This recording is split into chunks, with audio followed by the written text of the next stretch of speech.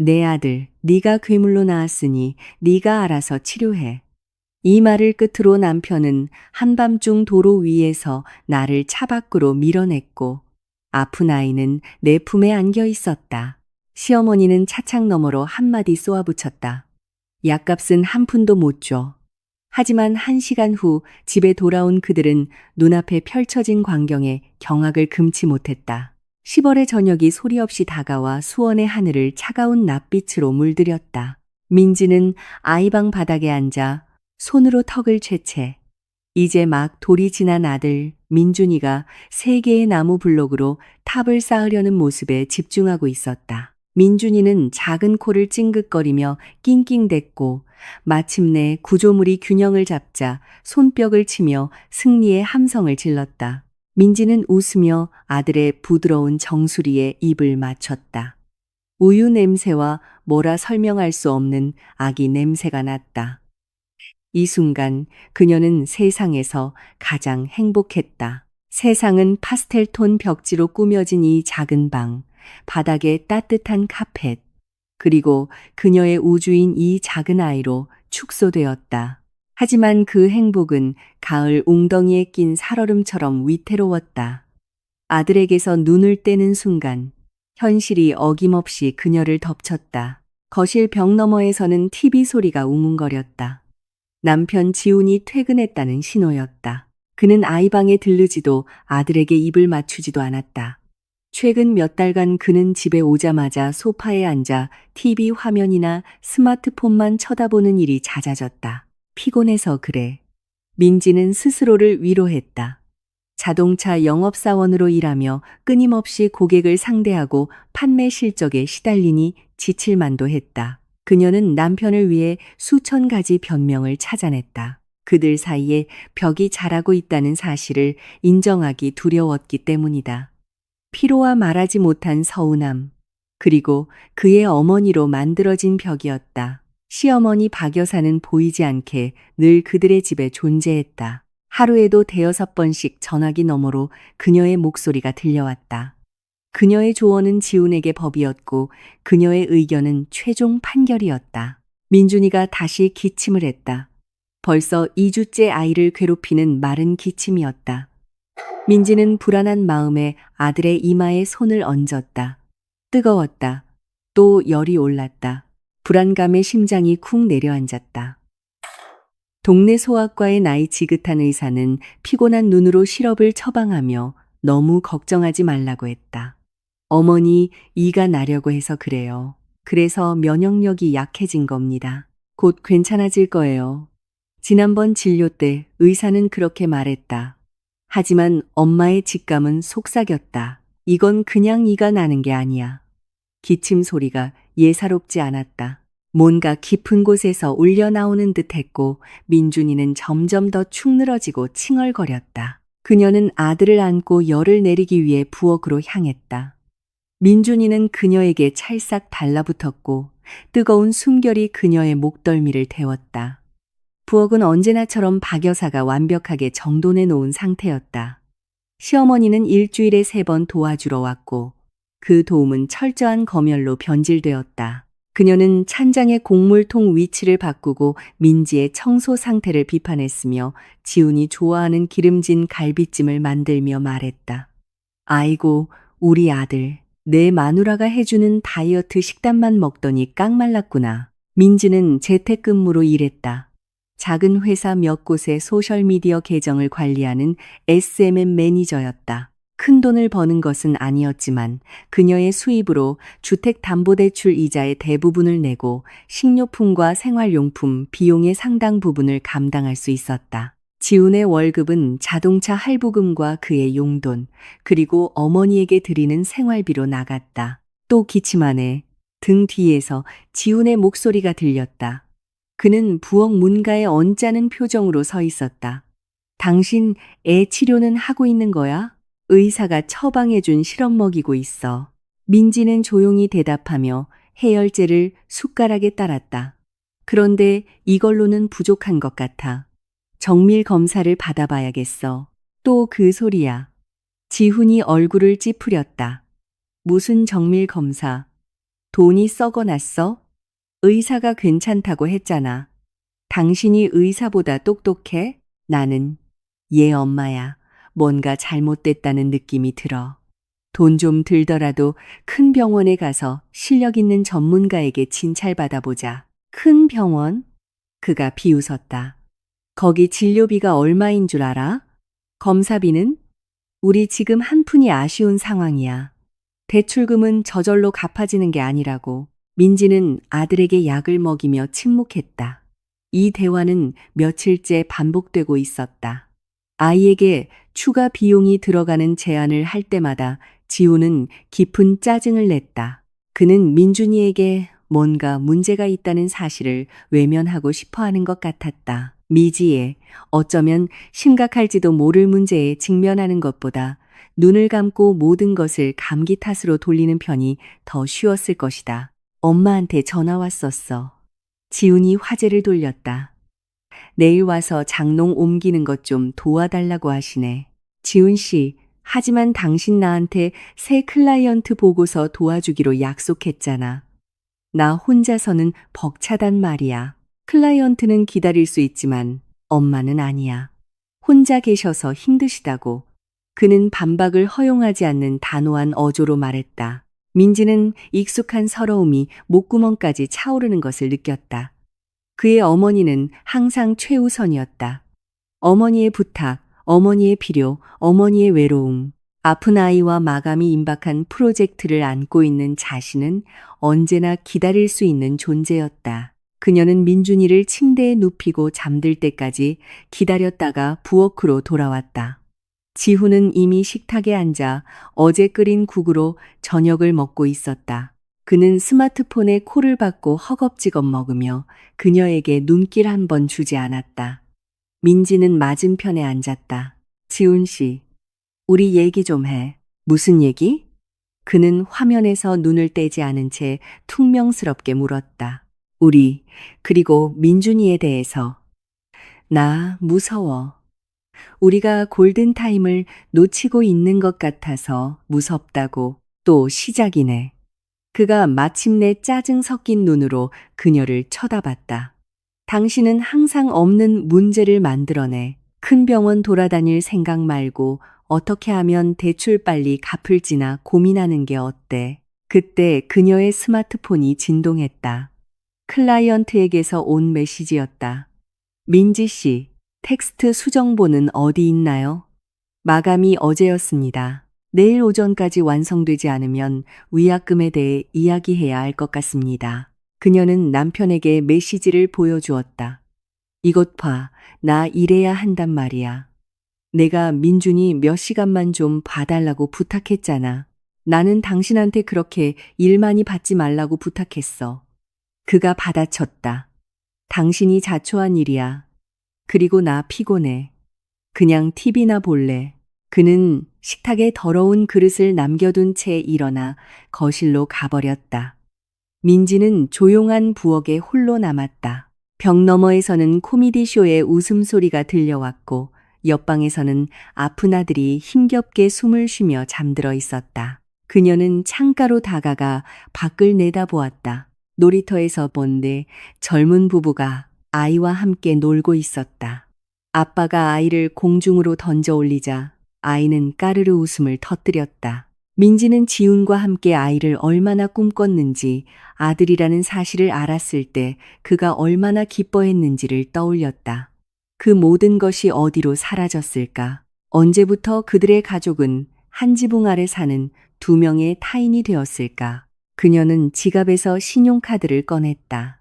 결혼 전부터 비상금을 위해 모아둔 그녀의 개인 저축 계좌와 연결된 카드였다. 큰 금액은 아니었지만 검사를 받기에는 충분할 터였다. 그녀는 더 이상 남편과 다투지 않기로 결심했다. 내일 당장 시내에서 가장 실력 있는 소아과 의사에게 민준이를 예약할 것이다. 모든 비용은 그녀가 지불할 것이다. 그녀 스스로 아들을 구할 것이다. 이제는 그럴 사람이 그녀밖에 없는 것 같았기 때문이다. 이 기침이 그들의 삶을 영원히 바꿔놓을 크고 무서운 무언가의 시작일 뿐이라는 차갑고 불길한 예감이 마음속에 싹트고 있었다. 아침은 박 여사의 전화로 시작되었다. 민지가 막 민준이의 체온을 탐을 때였다. 37.8도. 또다시 화면에 어머님이라는 글자가 뜨자 그녀는 속으로 한숨을 쉬며 전화를 받았다. 아가, 좋은 아침이다. 시어머니의 목소리는 꿀처럼 달콤했지만 그래서 항상 불안했다. 우리 아들 아침은 먹었겠지. 걔 물에만 오트밀은 싫어하는 거 알지? 네, 어머님. 좋은 아침이에요. 지훈 씨는 아직 자고 있어요. 자고 있다고? 지금이 몇 시인데 네가 아주 남편을 풀어놨구나. 남자는 일찍 일어나서 든든하게 아침 먹고 가족을 위해 돈 벌러 나가야지. 넌 그걸 그냥 내버려둬? 목소리에 훈계하는 듯한 음색이 섞였다. 우리 손주 민준이는 어떠냐? 계속 기침하고 열도 안 떨어져요. 오늘 병원에 데려가 보려고요. 민지가 단호하게 말했다. 또 병원에 끌고 다니게? 애를 더 춥게 만들려고. 시어머니가 불만스럽게 투덜거렸다. 내가 말했잖니. 민간요법이 최고라고. 오솔이 기름으로 가슴을 문질러주고 꿀 넣은 따뜻한 우유를 줘. 나도 항상 그렇게 했어. 우리 지훈이는 그래서 아픈 적이 한 번도 없었다니까. 민준이는 꿀에 알레르기가 있을 수도 있어요. 민지가 끈기 있게 반박했다. 그리고 전 전문가를 더 신뢰해요. 튼튼 아이라는 전문 병원에 예약했어요. 전문 병원? 박 여사의 목소리에 쇠소리가 섞였다. 그건 또 무슨 귀족 노름이냐? 너희 돈 쓸 데가 그렇게 없니? 지훈이가 등골 빠지게 일하는데 넌 집안 예산을 바람에 날릴 생각이구나. 민지는 속에서 무언가 끓어오르는 것을 느꼈다. 어머님, 제 아이예요. 아이 건강을 위해서 제가 필요하다고 생각하는 일을 할 거예요. 그리고 진료비는 제 돈으로 낼 거고요. 내 돈? 시어머니가 코웃음을 쳤다. 결혼한 여자한테 무슨 내 돈이 있어. 내가 버는 모든 건 가족의 돈. 내 아들의 돈이야. 잊지 마라. 아가.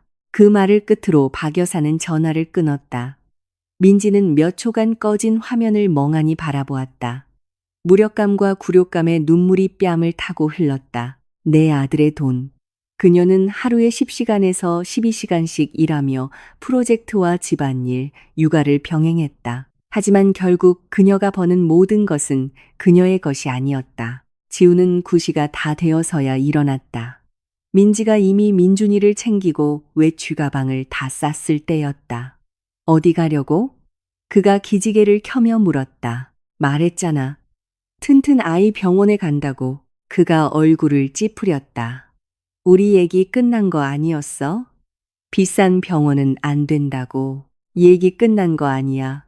그건 당신 생각이지. 나는 아들 건강이 더 중요하다고 결정했어. 그녀는 침착하게 말하려고 애썼다. 비용은 내가 다 낼게. 우리 엄마한테도 그렇게 말했어? 아까 전화 와서 네가 돈을 물쓰듯 쓴다고 소리 지르시던데 애초에 왜 그런 얘기를 한 거야? 제가 먼저 말한 거 아니에요. 어머님이 물어보셨고 제가 어머님께 보고할 의무는 없어요. 의무가 있어. 지훈이 목소리를 높였다. 우리 엄마고 우리 아들 할머니야. 걱정하신다고. 어머님은 당신 돈을 걱정하는 거지 민준이 건강을 걱정하는 게 아니잖아요. 민지는 참지 못하고 소리쳤다. 방 안에는 민준이의 낑낑거리는 소리만이 정적을 깼다. 지우는 차가운 소외감으로 그녀를 바라보았다. 알았어. 마음대로 해. 그런데 만약 이게 또 당신의 쓸데없는 걱정으로 밝혀지고 의사가 그냥 평범한 감기라고 말하면 그 돈 나한테 다 갚아야 할 거야.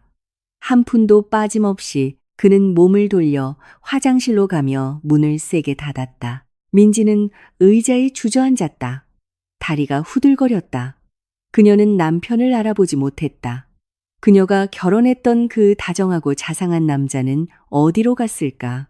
설마 그는 원래 이런 사람이었는데 사랑에 눈이 멀어 그녀가 미처 보지 못했던 걸까? 튼튼아이 병원은 깨끗하고 조용했으며 접수처의 직원은 친절했다. 줄을 설 필요도 무례함을 겪을 필요도 없었다. 안드레이 블라디미로비치라는 이름의 중년 남성 의사, 아니 김우진 원장은 민지의 말을 끊지 않고 주의 깊게 들은 뒤 민준이를 오랫동안 꼼꼼하게 진찰했다. 그는 아이에게 아양을 떨지는 않았지만 그의 손길은 부드럽고 확신에 차 있었고, 보통 의사만 보면 울음을 터뜨리는 민준이는 놀랍도록 얌전했다.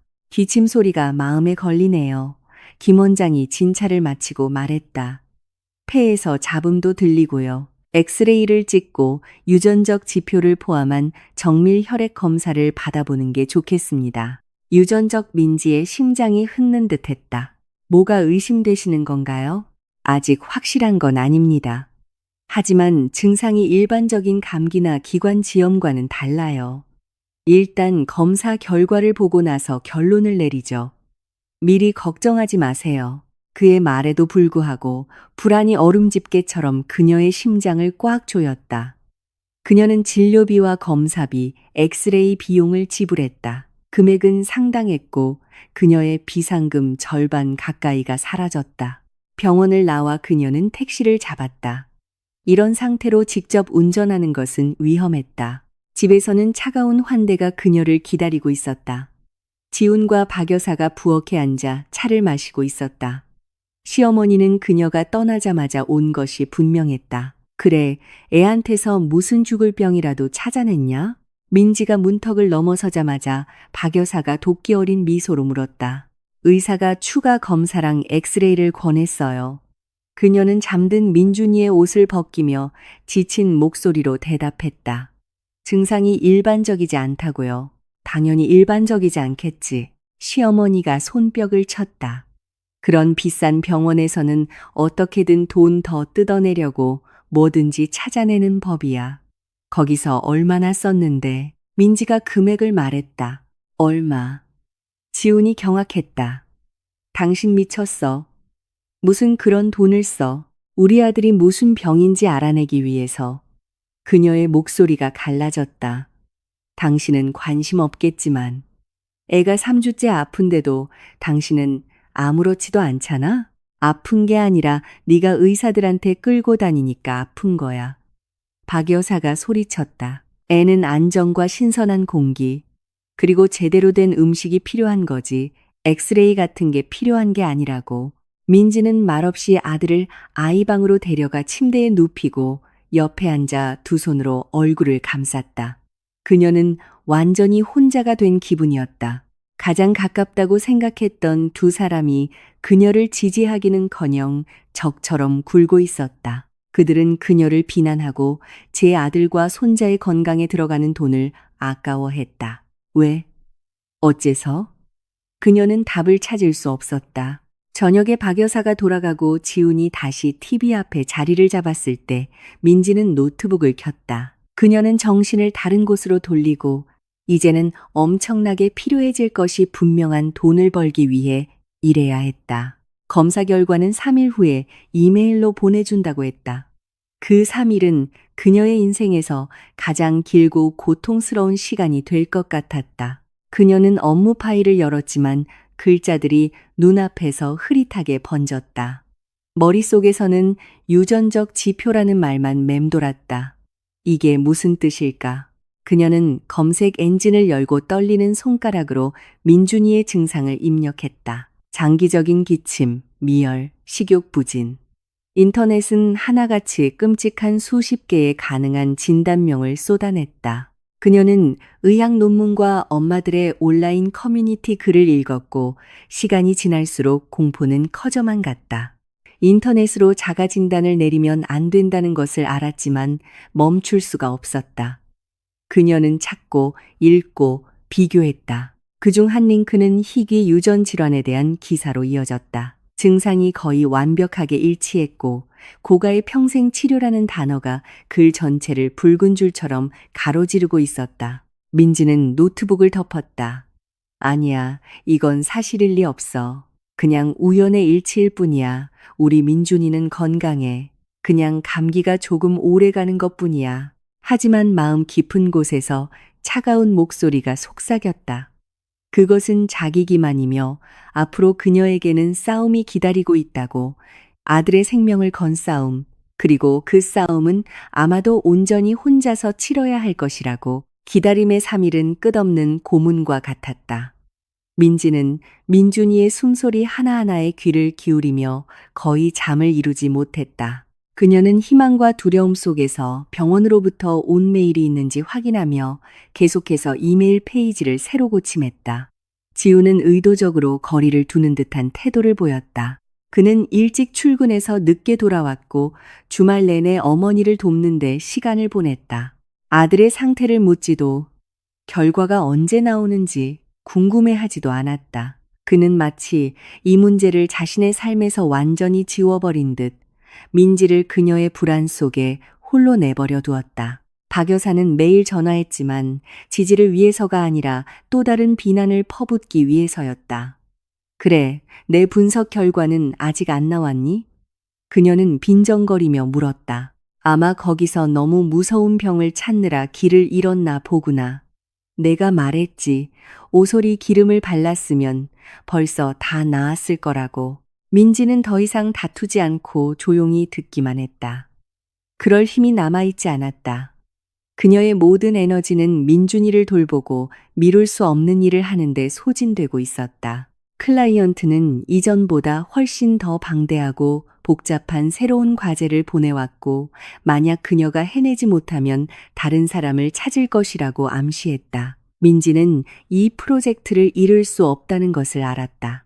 지금은 그 어느 때보다 돈이 필요했다. 마침내 월요일 오후 그녀가 민준이에게 점심을 먹이고 있을 때 알림이 왔다. 검사 결과가 준비되었습니다. 심장이 가슴 밖으로 튀어나올 것처럼 세차게 뛰었다. 떨리는 손으로 그녀는 메일을 열었다. PDF 파일이 첨부되어 있었고 김우진 원장의 짧은 메시지가 있었다. 민지 씨, 결과 확인하시는 대로 전화 주세요. 치료 계획을 시급히 논의해야 합니다. 시급이라는 단어가 사형 선고처럼 들렸다. 그녀는 파일을 열었다.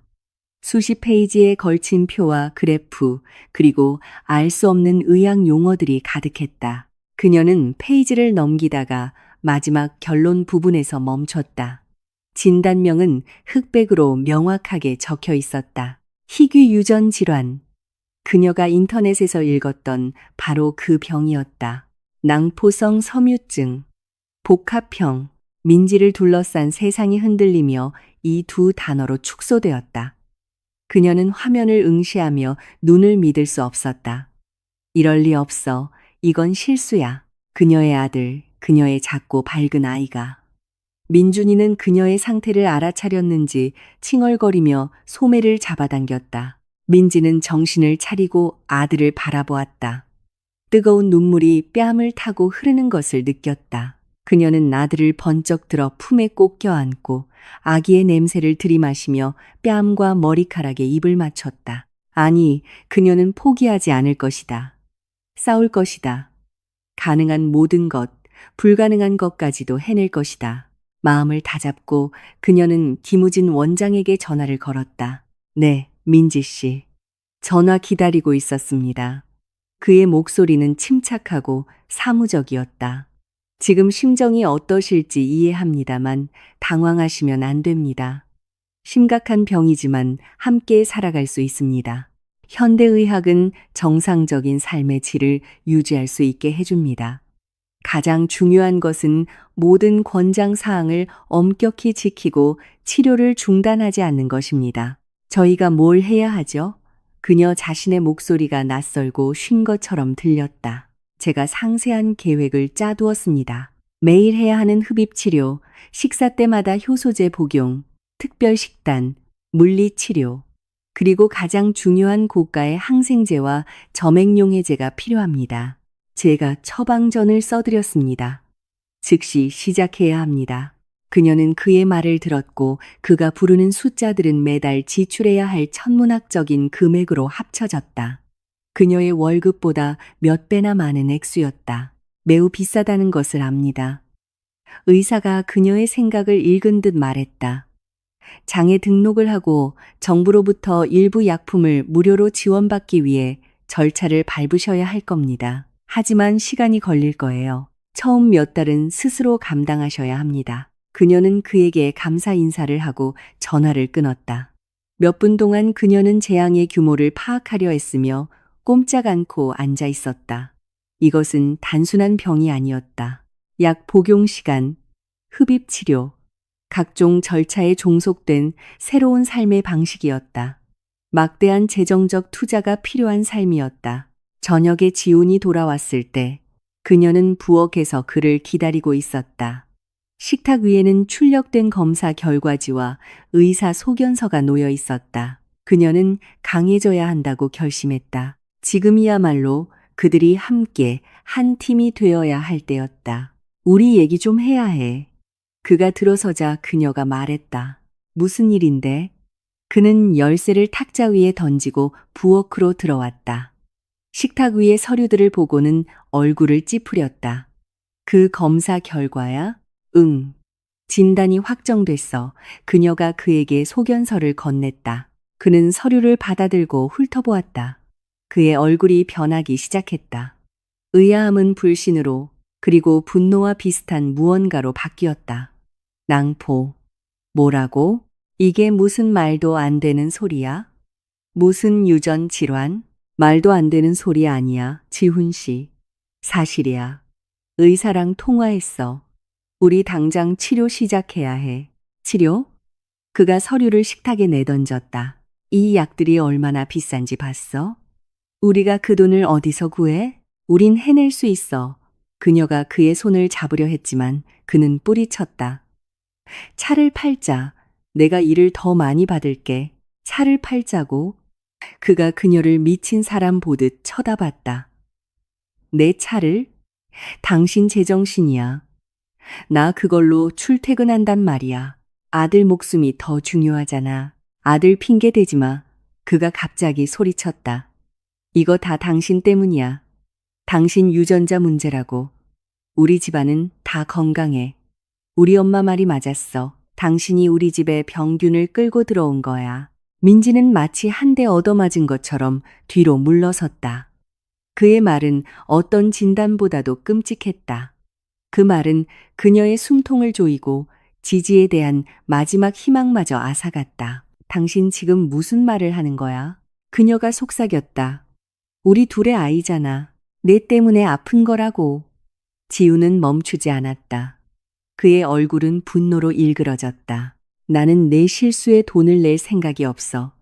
비싼 의사를 원했어? 검사를 원했어? 그래, 실컷 해. 네가 알아서 치료해. 그때 현관에서 문 열리는 소리가 들렸다. 문 앞에는 장바구니를 든 박 여사가 서 있었다. 그녀는 항상 예고 없이 자신의 열쇠로 문을 열고 들어왔다. 무슨 일이냐? 왜 소리를 지르고 있어? 그녀는 부엌으로 들어와 눈물 흘리는 민지와 분노로 얼굴이 붉어진 지훈을 보았다. 그녀의 시선이 식탁 위에 놓인 의사 소견서에 닿았다. 그녀는 소견서를 집어들고 안경을 쓴 뒤 읽기 시작했다. 읽어내려갈수록 그녀의 입술은 점점 더 얇은 선으로 굳게 닫혔다. 내가 그럴 줄 알았지. 마침내 그녀가 안경을 벗으며 얼음장 같은 목소리로 말했다. 처음부터 내게 뭔가 문제가 있다고 느꼈어. 하자 있는 물건이더니 똑같은 애를 낳았구나. 어머님, 그렇게 말씀하시면 안 돼요. 민지가 말을 시작했지만 시어머니가 가로막았다. 입 다물어. 그녀가 쏘아붙였다. 내 아들은 건강하고 잘생긴 너와 결혼했어. 그런데 넌 그에게 뭘 안겨줬지? 평생 약값이나 대며 살아야 할 병든 아이, 괴물을 안겨줬잖아. 그렇게는 안 되지. 그녀는 지훈을 향해 돌아섰다. 아들아, 이건 다 제 잘못이야.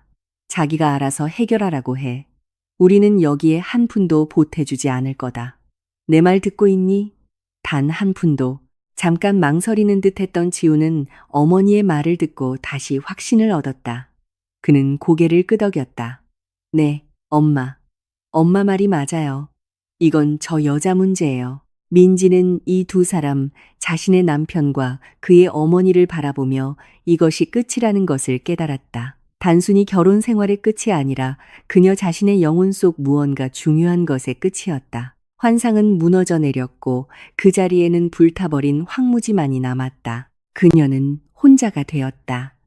무서운 질병과 돈 문제와 온 세상에 맞서 홀로 서게 되었다. 하지만 그녀에게는 민준이가 있었고 아들을 위해서라면 무엇이든 할 준비가 되어 있었다. 그녀는 허리를 꼿꼿이 펴고 그들의 눈을 똑바로 쳐다보았다. 알겠어요.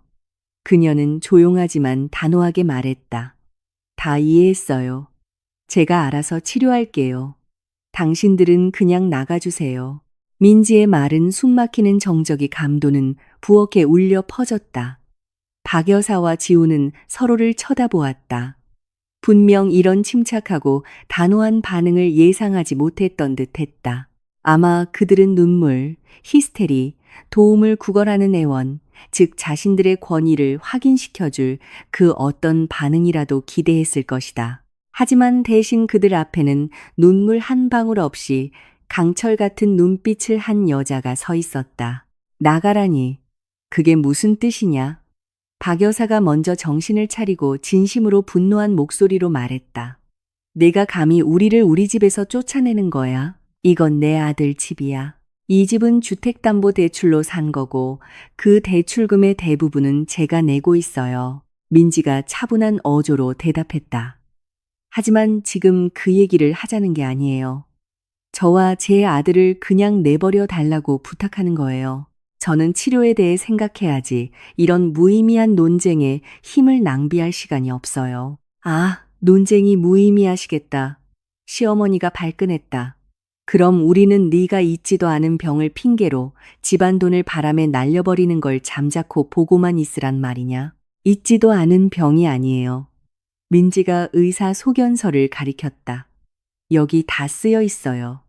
그리고 이건 집안 돈이 아니에요. 제가 번 제 돈이라고요. 네가 집구석에 앉아 컴퓨터나 두드리면서 뭘 얼마나 벌었겠어. 지훈이 끼어들었다. 그의 처음 분노는 경멸적인 비웃음으로 바뀌어 있었다. 주요 지출은 항상 내 몫이었어.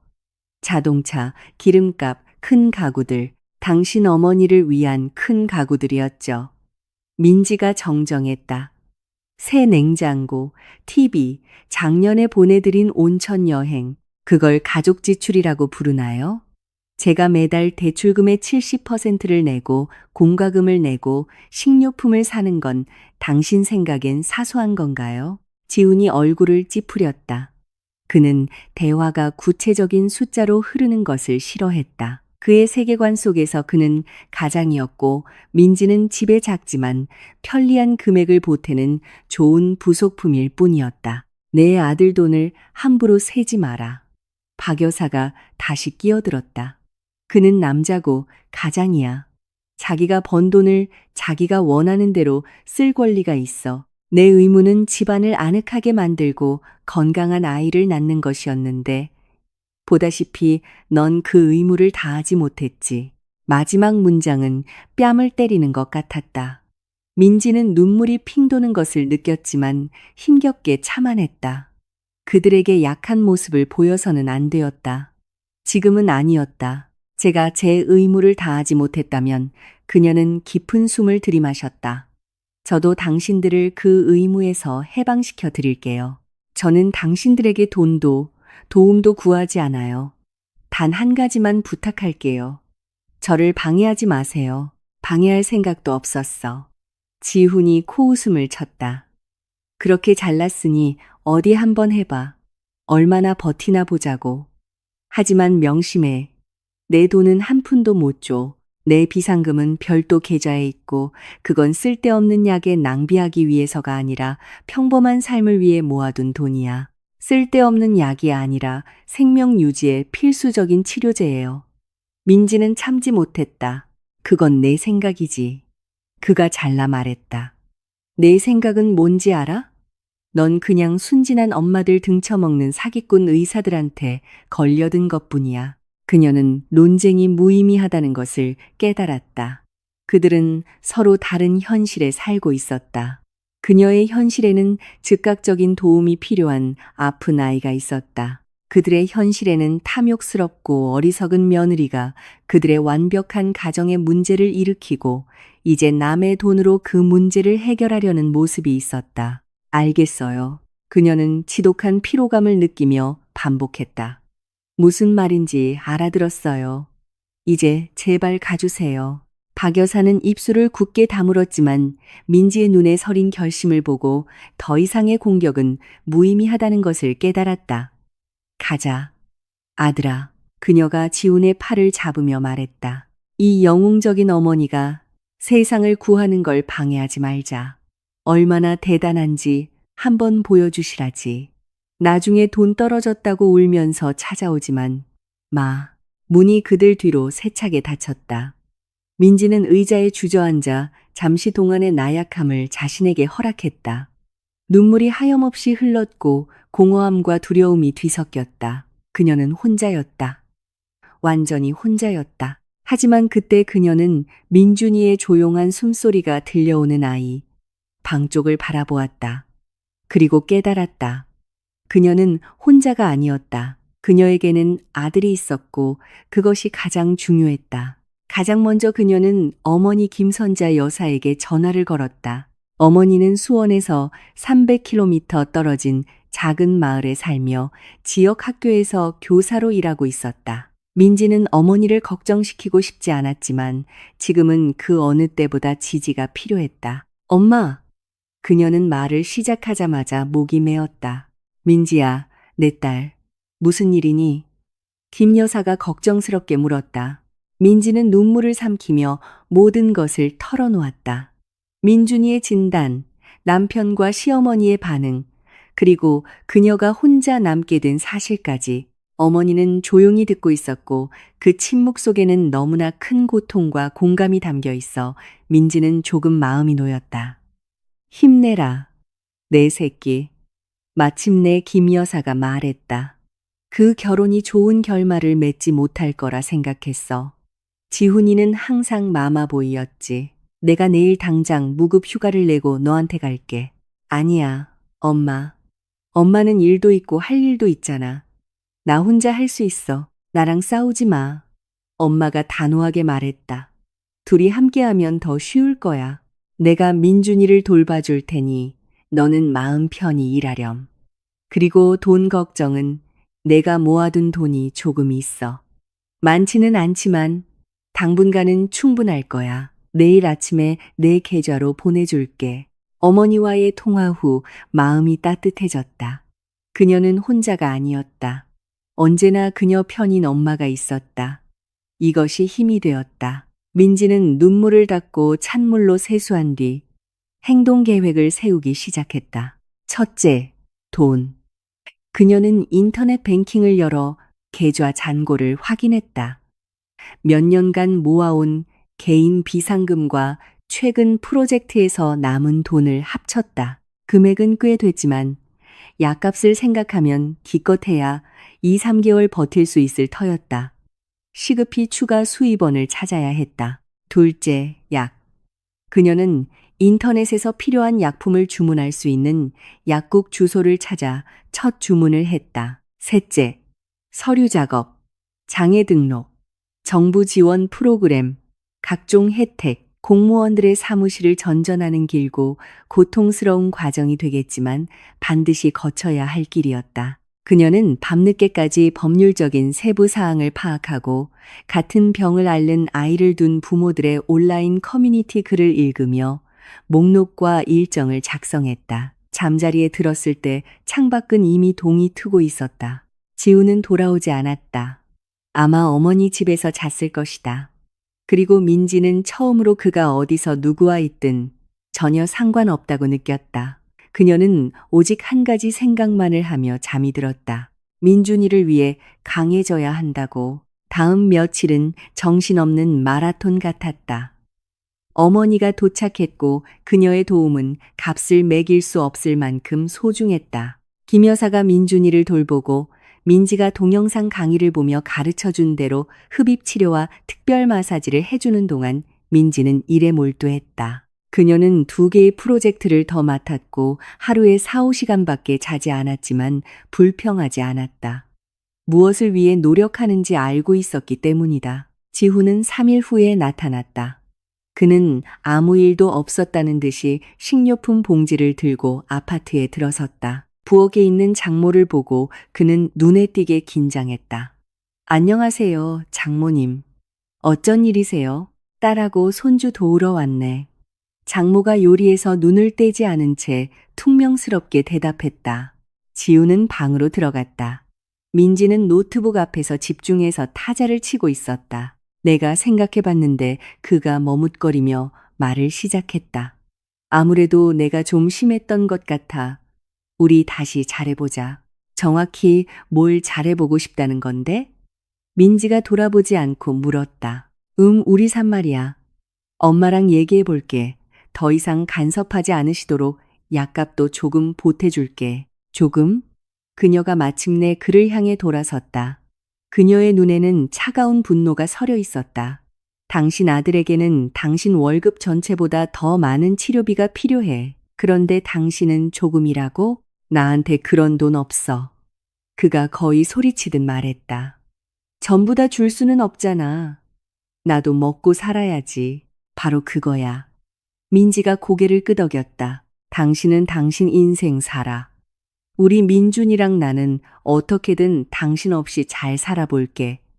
나 이혼 소송하고 양육비 청구할 거야. 그는 그녀를 쳐다보았다. 그의 눈에는 두려움이 서려 있었다. 이제야 그는 그녀가 농담하는 것이 아니며 아들을 데리고 정말로 떠나려 한다는 것을 깨닫기 시작한 것 같았다. 그의 아들을. 안 돼. 그가 속삭였다. 나한테서 아이를 빼앗을 권리 없어. 내가 빼앗는 게 아니야. 당신이 먼저 포기했잖아.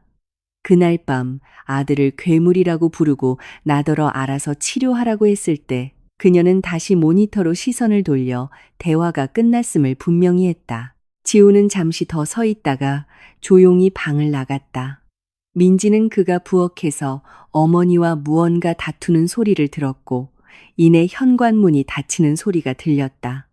그는 떠났다. 이번에는 영원히 떠난 것 같았다. 그리고 고통 대신 그녀는 안도감을 느꼈다. 지훈 없는 삶은 놀라울 정도로 평온했다. 더 이상 저녁의 말다툼도 아침의 잔소리도 끊임없는 죄책감도 없었다. 아파트의 정적은 처음에는 어색했지만 민지는 이내 그것이 정적이 아니라 평화라는 것을 깨달았다. 지난 몇 년간 그녀에게 그토록 필요했던 평화였다.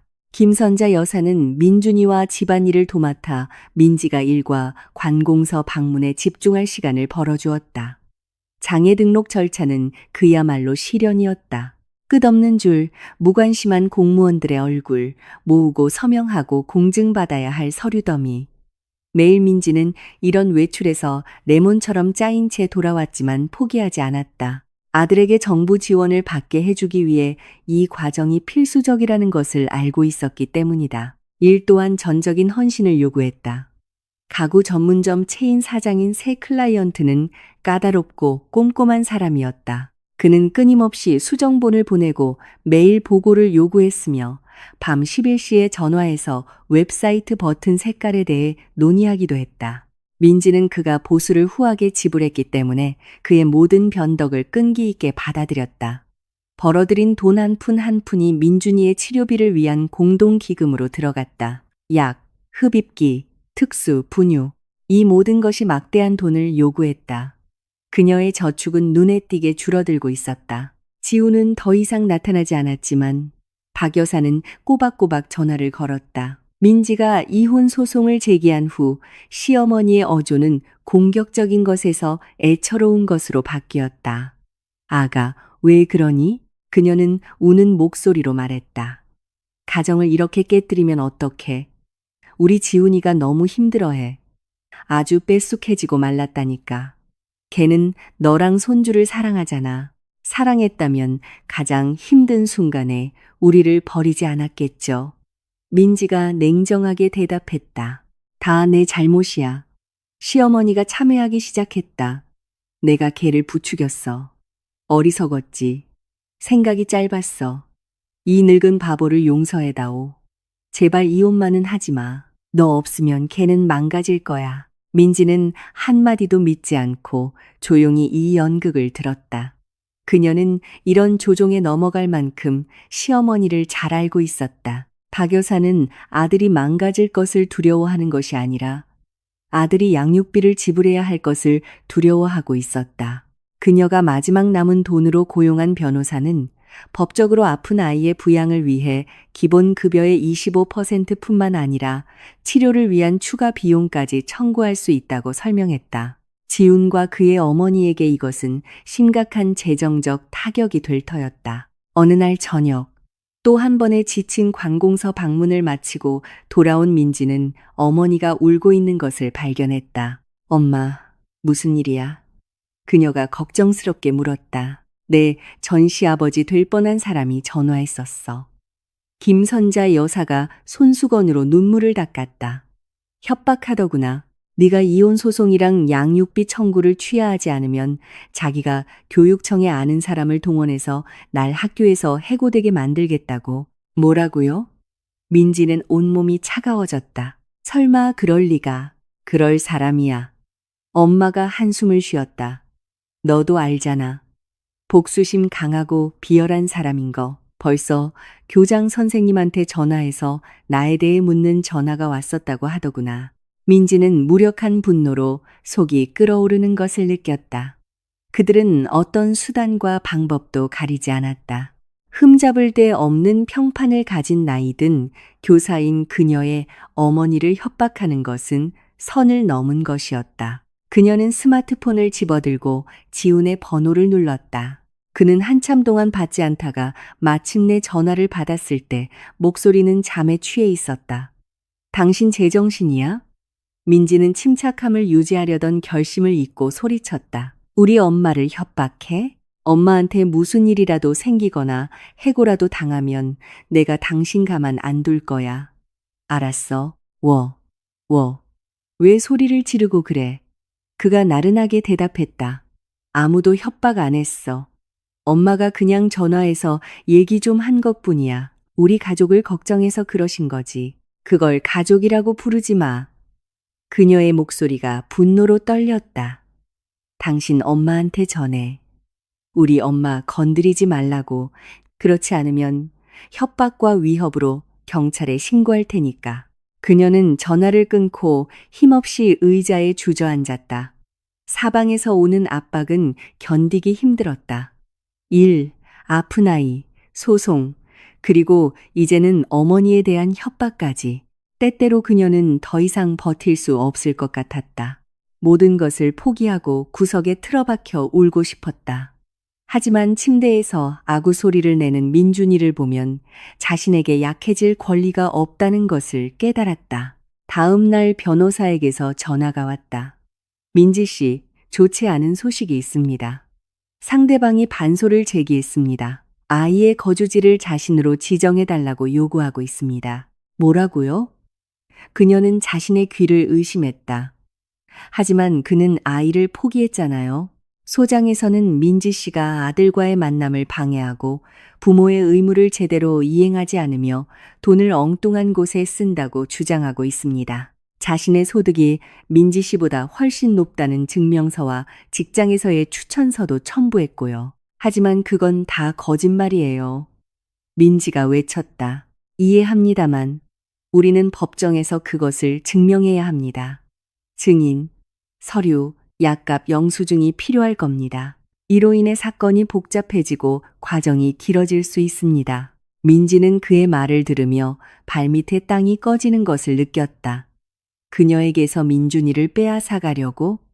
이것은 그들이 가할 수 있는 가장 끔찍한 타격이었다. 그들은 그녀에게 남은 유일한 것, 그녀의 아들을 빼앗기로 결심한 것이다. 그녀는 그들이 어떤 짓도 서슴지 않으리라는 것을 깨달았다. 이것은 더 이상 단순한 부부싸움이 아니었다. 전쟁이었다. 모든 수단이 정당화되는 전쟁. 저녁에 민준이를 재우고 그녀는 컴퓨터 앞에 앉았다. 일을 해야 했지만 생각이 뒤엉켰다. 그녀는 사진 폴더를 열었다. 결혼식 때의 지훈과 그녀 행복하고 젊었다. 바다로 휴가를 갔을 때의 사진. 그리고 산부인과에서 찍은 민준이의 첫 사진. 지훈이 아들을 품에 안고 그토록 다정한 눈빛으로 바라보고 있었다. 이 모든 것이 어디로 사라졌을까? 어떻게 사랑이 이토록 추악한 증오로 변할 수 있었을까? 그녀는 사진을 닫고 업무용 이메일을 열었다. 클라이언트로부터 온 새 메일이었다. 민지 씨, 최근 텍스트들이 마음에 들지 않습니다. 내용이 너무 없고 창의성이 부족합니다. 업무에 집중할 수 없다면 우리의 협력을 중단하는 것이 좋겠습니다. 당신의 개인적인 문제에 신경 쓸 시간이 없습니다. 이것이 마지막 한 방울이었다. 그녀는 모니터를 응시하며 절망의 파도가 자신을 덮치는 것을 느꼈다. 그녀는 모든 전선에서 지고 있었다. 남편은 아들을 빼앗으려 하고, 시어머니는 어머니를 협박하고, 클라이언트는 해고하겠다고 위협했다. 돈은 바닥나고 있었고 힘은 소진되었다. 그녀는 책상에 머리를 박고 아주 오랜만에 울었다. 엄마와 아들을 깨우지 않으려 조용히 소리 없이 눈물을 삼켰다. 출구가 없는 것 같았다. 그녀는 막다른 골목에 몰려 있었다. 키보드 위에서 눈물로 몇 시간의 절망을 보낸 후 민지는 기이한 마비 상태를 느꼈다. 눈물은 말랐고 그 자리에는 두통과 차가운 공허함만이 남았다. 더 이상 두려움도 억울함도 느껴지지 않았다. 오직 둔하고 무거운 결의만이 남았다.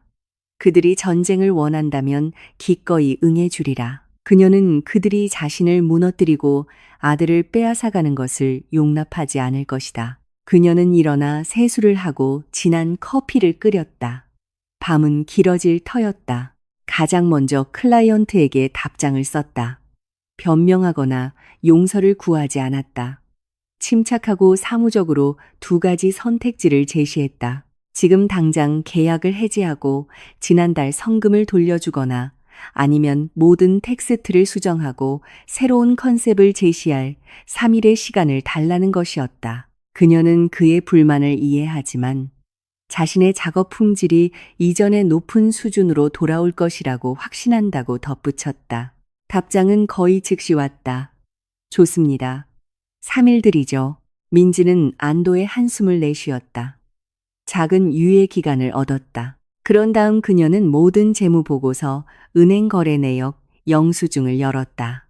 민준이가 태어난 순간부터 들어간 모든 비용에 대한 상세한 표를 만들기로 결심했다. 기저귀, 분유, 옷, 장난감, 그리고 이제는 약값까지. 그녀는 지훈이 자신과 어머니에게 돈을 쓰는 동안 아이 양육에 주된 재정적 부담을 진 것이 바로 자신이라는 명백한 증거를 법정에서 제시하고 싶었다. 서류를 정리하다가 그녀는 낡은 은행 예금 계약서를 발견했다. 완전히 잊고 있었다. 몇 년 전 지훈과 막 결혼했을 때 할머니가 결혼 선물로 1,000만 원을 주셨다. 그들은 그 돈을 민지 명의로 미래의 아이를 위해 예금에 넣어두기로 했다. 그 이후로 그들은 돈을 인출한 적이 없었고 가끔 소액을 추가로 입금했을 뿐이었다. 민지는 인터넷 뱅킹에 접속했다. 이자를 포함해 계좌에는 거의 1,500만 원이 쌓여 있었다. 이것은 그들의 공동 재산이었다. 아마도 지훈과 박 여사가 바로 이 돈을 민지가 건드려서는 안 될 가족 자산으로 여기고 있을 터였다. 갑자기 그녀의 머릿속에 대담한 계획이 떠올랐다. 비열하게 보일 수도 있지만 현재 상황에서는 유일하게 옳은 계획이라고 생각했다. 그녀는 이 예금에 있던 전액을 자신의 개인 카드로 이체했다. 지훈이 이 계좌 상태를 확인하지 않고 자신을 전적으로 신뢰한다는 것을 알고 있었다. 이 돈은 그녀의 전쟁 자금이 될 것이다. 최고의 변호사를 선임하고 민준이의 약을 사고 만약 해고된다면 생활비로 쓸 자금이었다. 그녀는 더 이상 남편을 믿을 수 없었다. 그와 그의 어머니는 이미 자신들이 어떤 인간인지 보여주었다. 다음 날 민준이를 어머니에게 맡기고 그녀는 변호사를 만나러 갔다. 그녀는 지훈의 반소와 시어머니의 협박에 대해 이야기했다. 예상했던 수순입니다. 백발이 성성한 지적인 눈빛의 나이든 변호사가 고개를 끄덕였다. 그들은 당신에게 심리적 압박을 가하려는 겁니다. 가장 중요한 것은 굴복하지 않는 것입니다. 우리는 필요한 모든 서류를 모을 겁니다.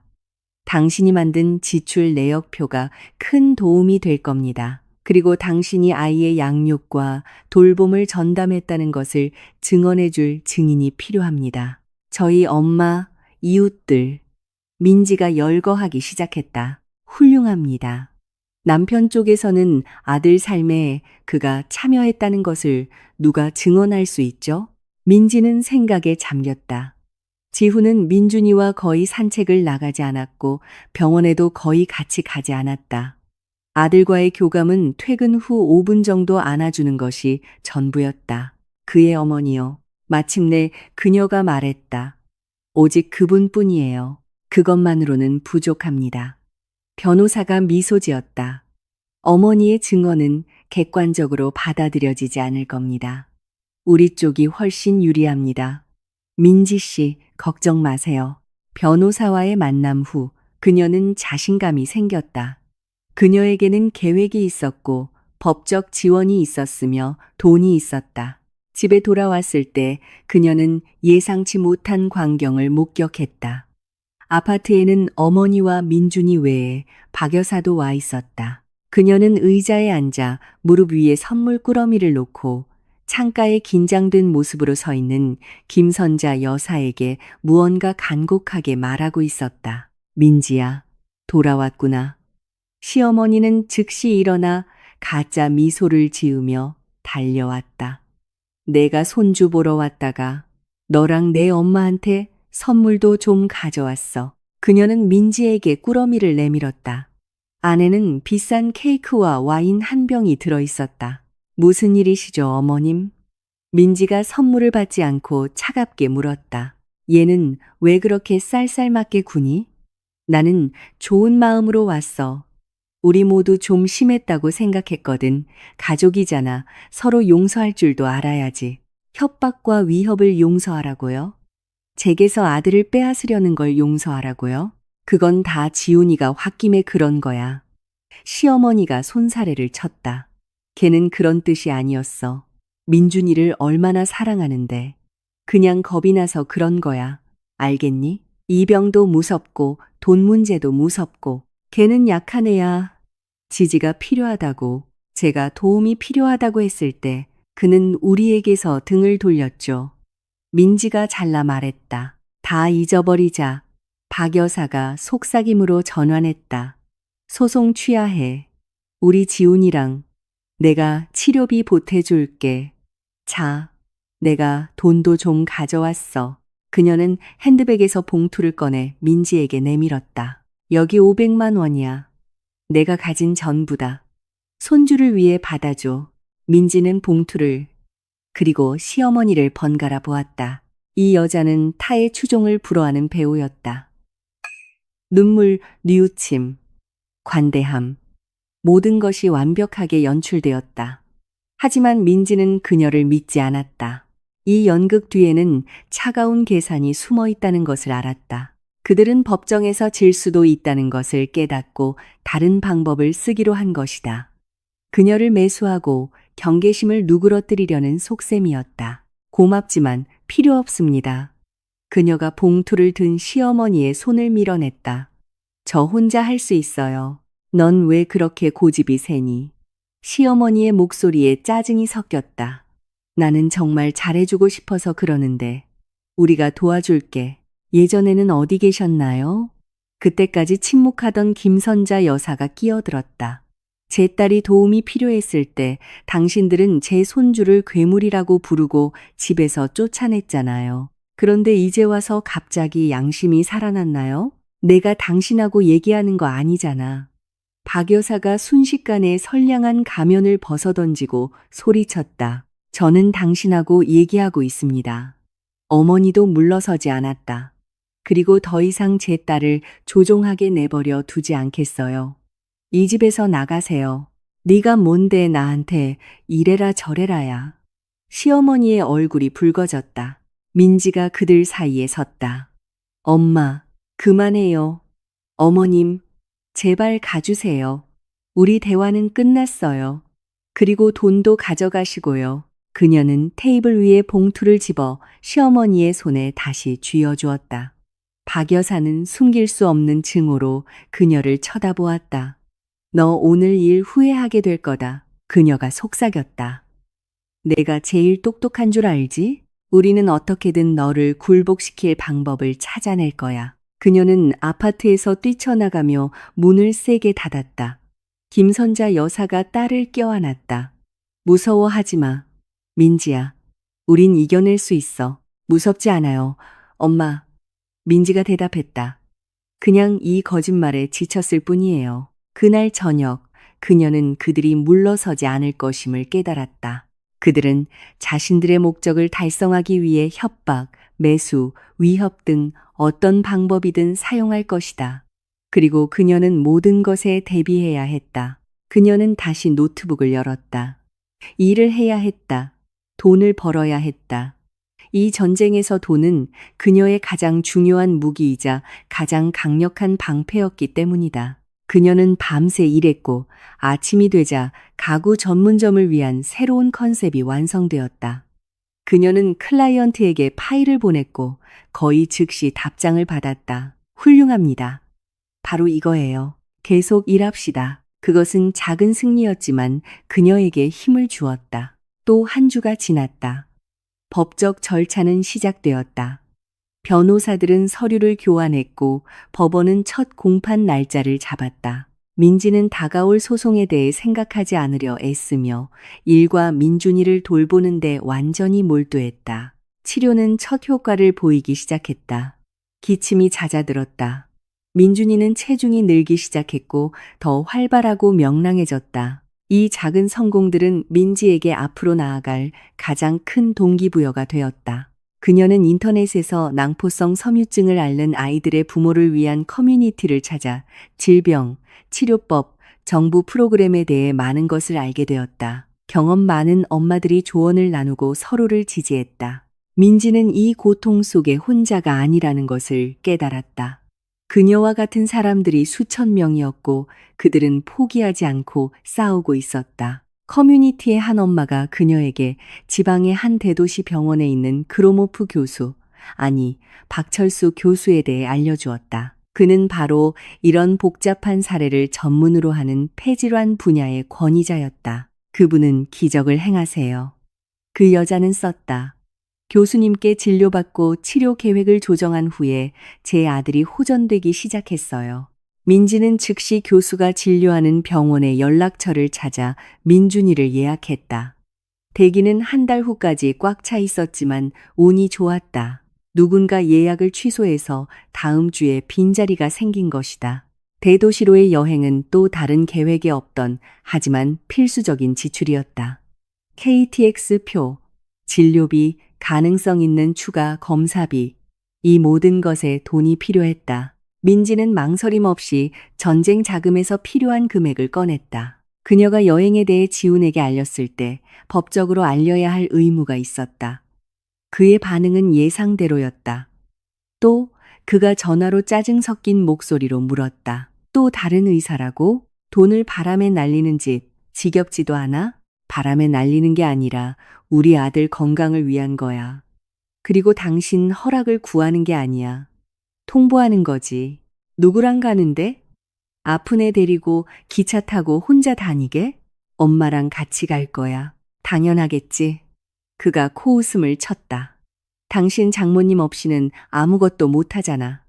그의 목소리에는 질투와 서운함이 너무나 역력해서 민지는 자신도 모르게 웃음이 나왔다. 그는 그녀가 가는 것 자체에 화가 난 것이 아니라 그녀가 자신 없이도 해낼 수 있다는 사실에 화가 난 것이었다. 하지만 다음 날 그는 다시 전화했다. 나도 같이 갈게. 그가 거부할 수 없는 어조로 선언했다. 왜? 민지가 놀랐다. 나는 아버지야. 그럴 권리가 있어. 당신이 그렇게 칭찬하는 교수가 뭐라고 하는지 듣고 싶어. 그리고 애랑 짐 들고 어떻게 여행할 생각인데 남자 도움이 필요할 거 아니야. 민지는 거절하고 싶었지만 어쩌면 이게 더 나을 수도 있다고 생각했다. 그가 직접 의사에게서 모든 것을 듣게 하자. 그러면 아마 상황의 심각성을 깨닫게 될 것이다. 알았어. 그녀가 동의했다. 내일 아침 7시 기차야. 하지만 다음 날 아침, 역에서는 뜻밖의 상황이 그들을 기다리고 있었다. 지훈과 함께 박 여사도 와 있었다. 나도 같이 간다. 그녀가 기쁘게 선언했다. 내 손주가 그렇게 먼 길을 가는데 할미가 감독 없이 보낼 수는 없지. 그리고 너희가 의사 만나러 다닐 동안 누군가는 짐을 봐야 할 거 아니냐. 민지는 지훈을 쳐다봤지만 그는 죄 지은 듯 어깨를 으쓱할 뿐이었다. 엄마가 고집부리셔서 그가 속삭였다. 민지는 다투는 것이 무의미하다는 것을 깨달았다. 여행은 즐거울 것 같았다. 기차 안에서 내내 박 여사는 쉬지 않고 떠들었다. 그녀는 자신의 병에 대해 이야기하고 기차 서비스를 비판했으며 민준이 돌보는 법에 대해 원치 않는 조언을 하고 식당 칸의 음식 가격에 대해 큰 소리로 불평했다. 지우는 창가에 앉아 스마트폰만 쳐다보았다. 김선자 여사는 중립을 지키려 애썼지만 굳게 담은 입술이 극도의 짜증을 드러내고 있었다. 민지는 민준이에게만 집중하며 밥을 먹이고 놀아주고 주위에서 일어나는 모든 일을 애써 무시했다. 대도시의 병원은 그녀에게 깊은 인상을 남겼다. 현대적인 건물, 최신 장비, 친절한 직원들. 박철수 교수는 매우 세심하고 친절한 눈빛을 가진 나이든 백발의 신사였다. 그는 오랫동안 민준이의 검사 결과를 연구하고 민지에게 질문을 던진 뒤 아이를 꼼꼼하게 진찰했다.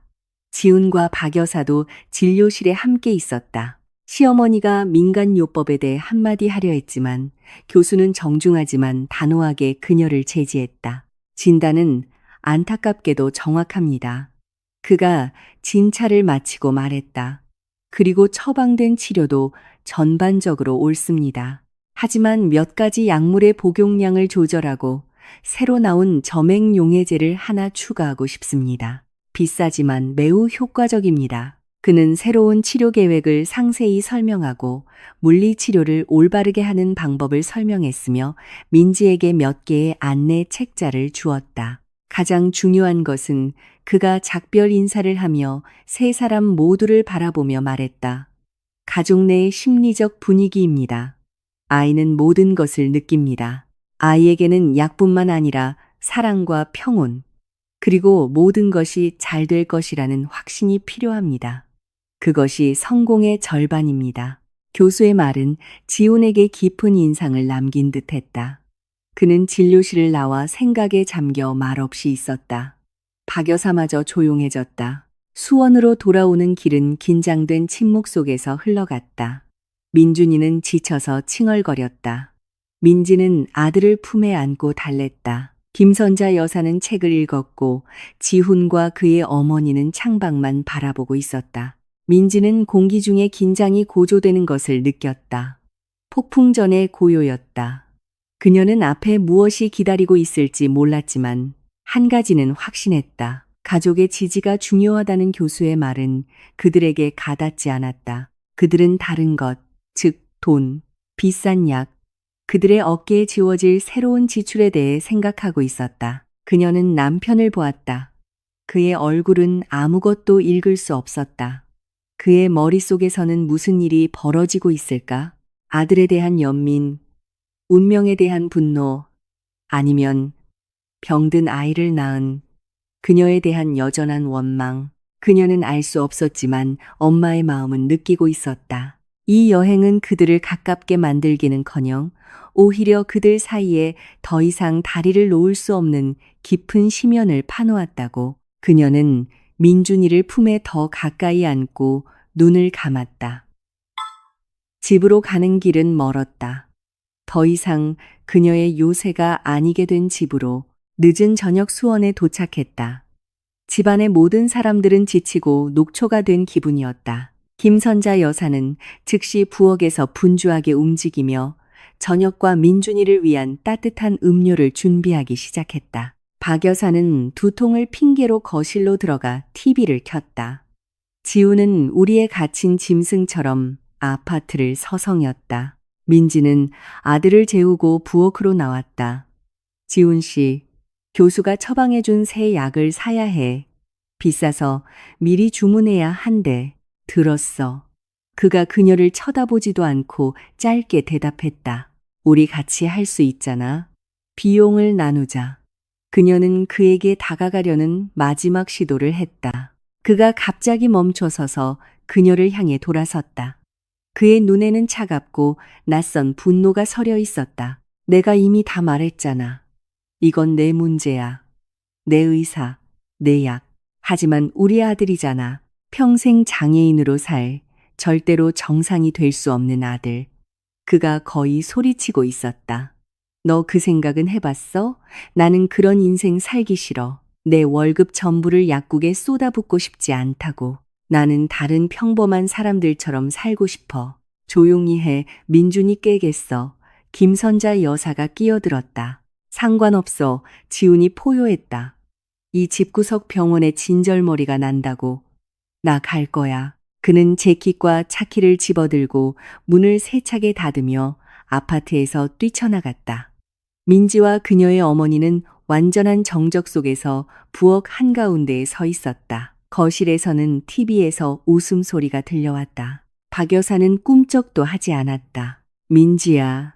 엄마가 말을 시작했지만 민지가 그녀를 막았다.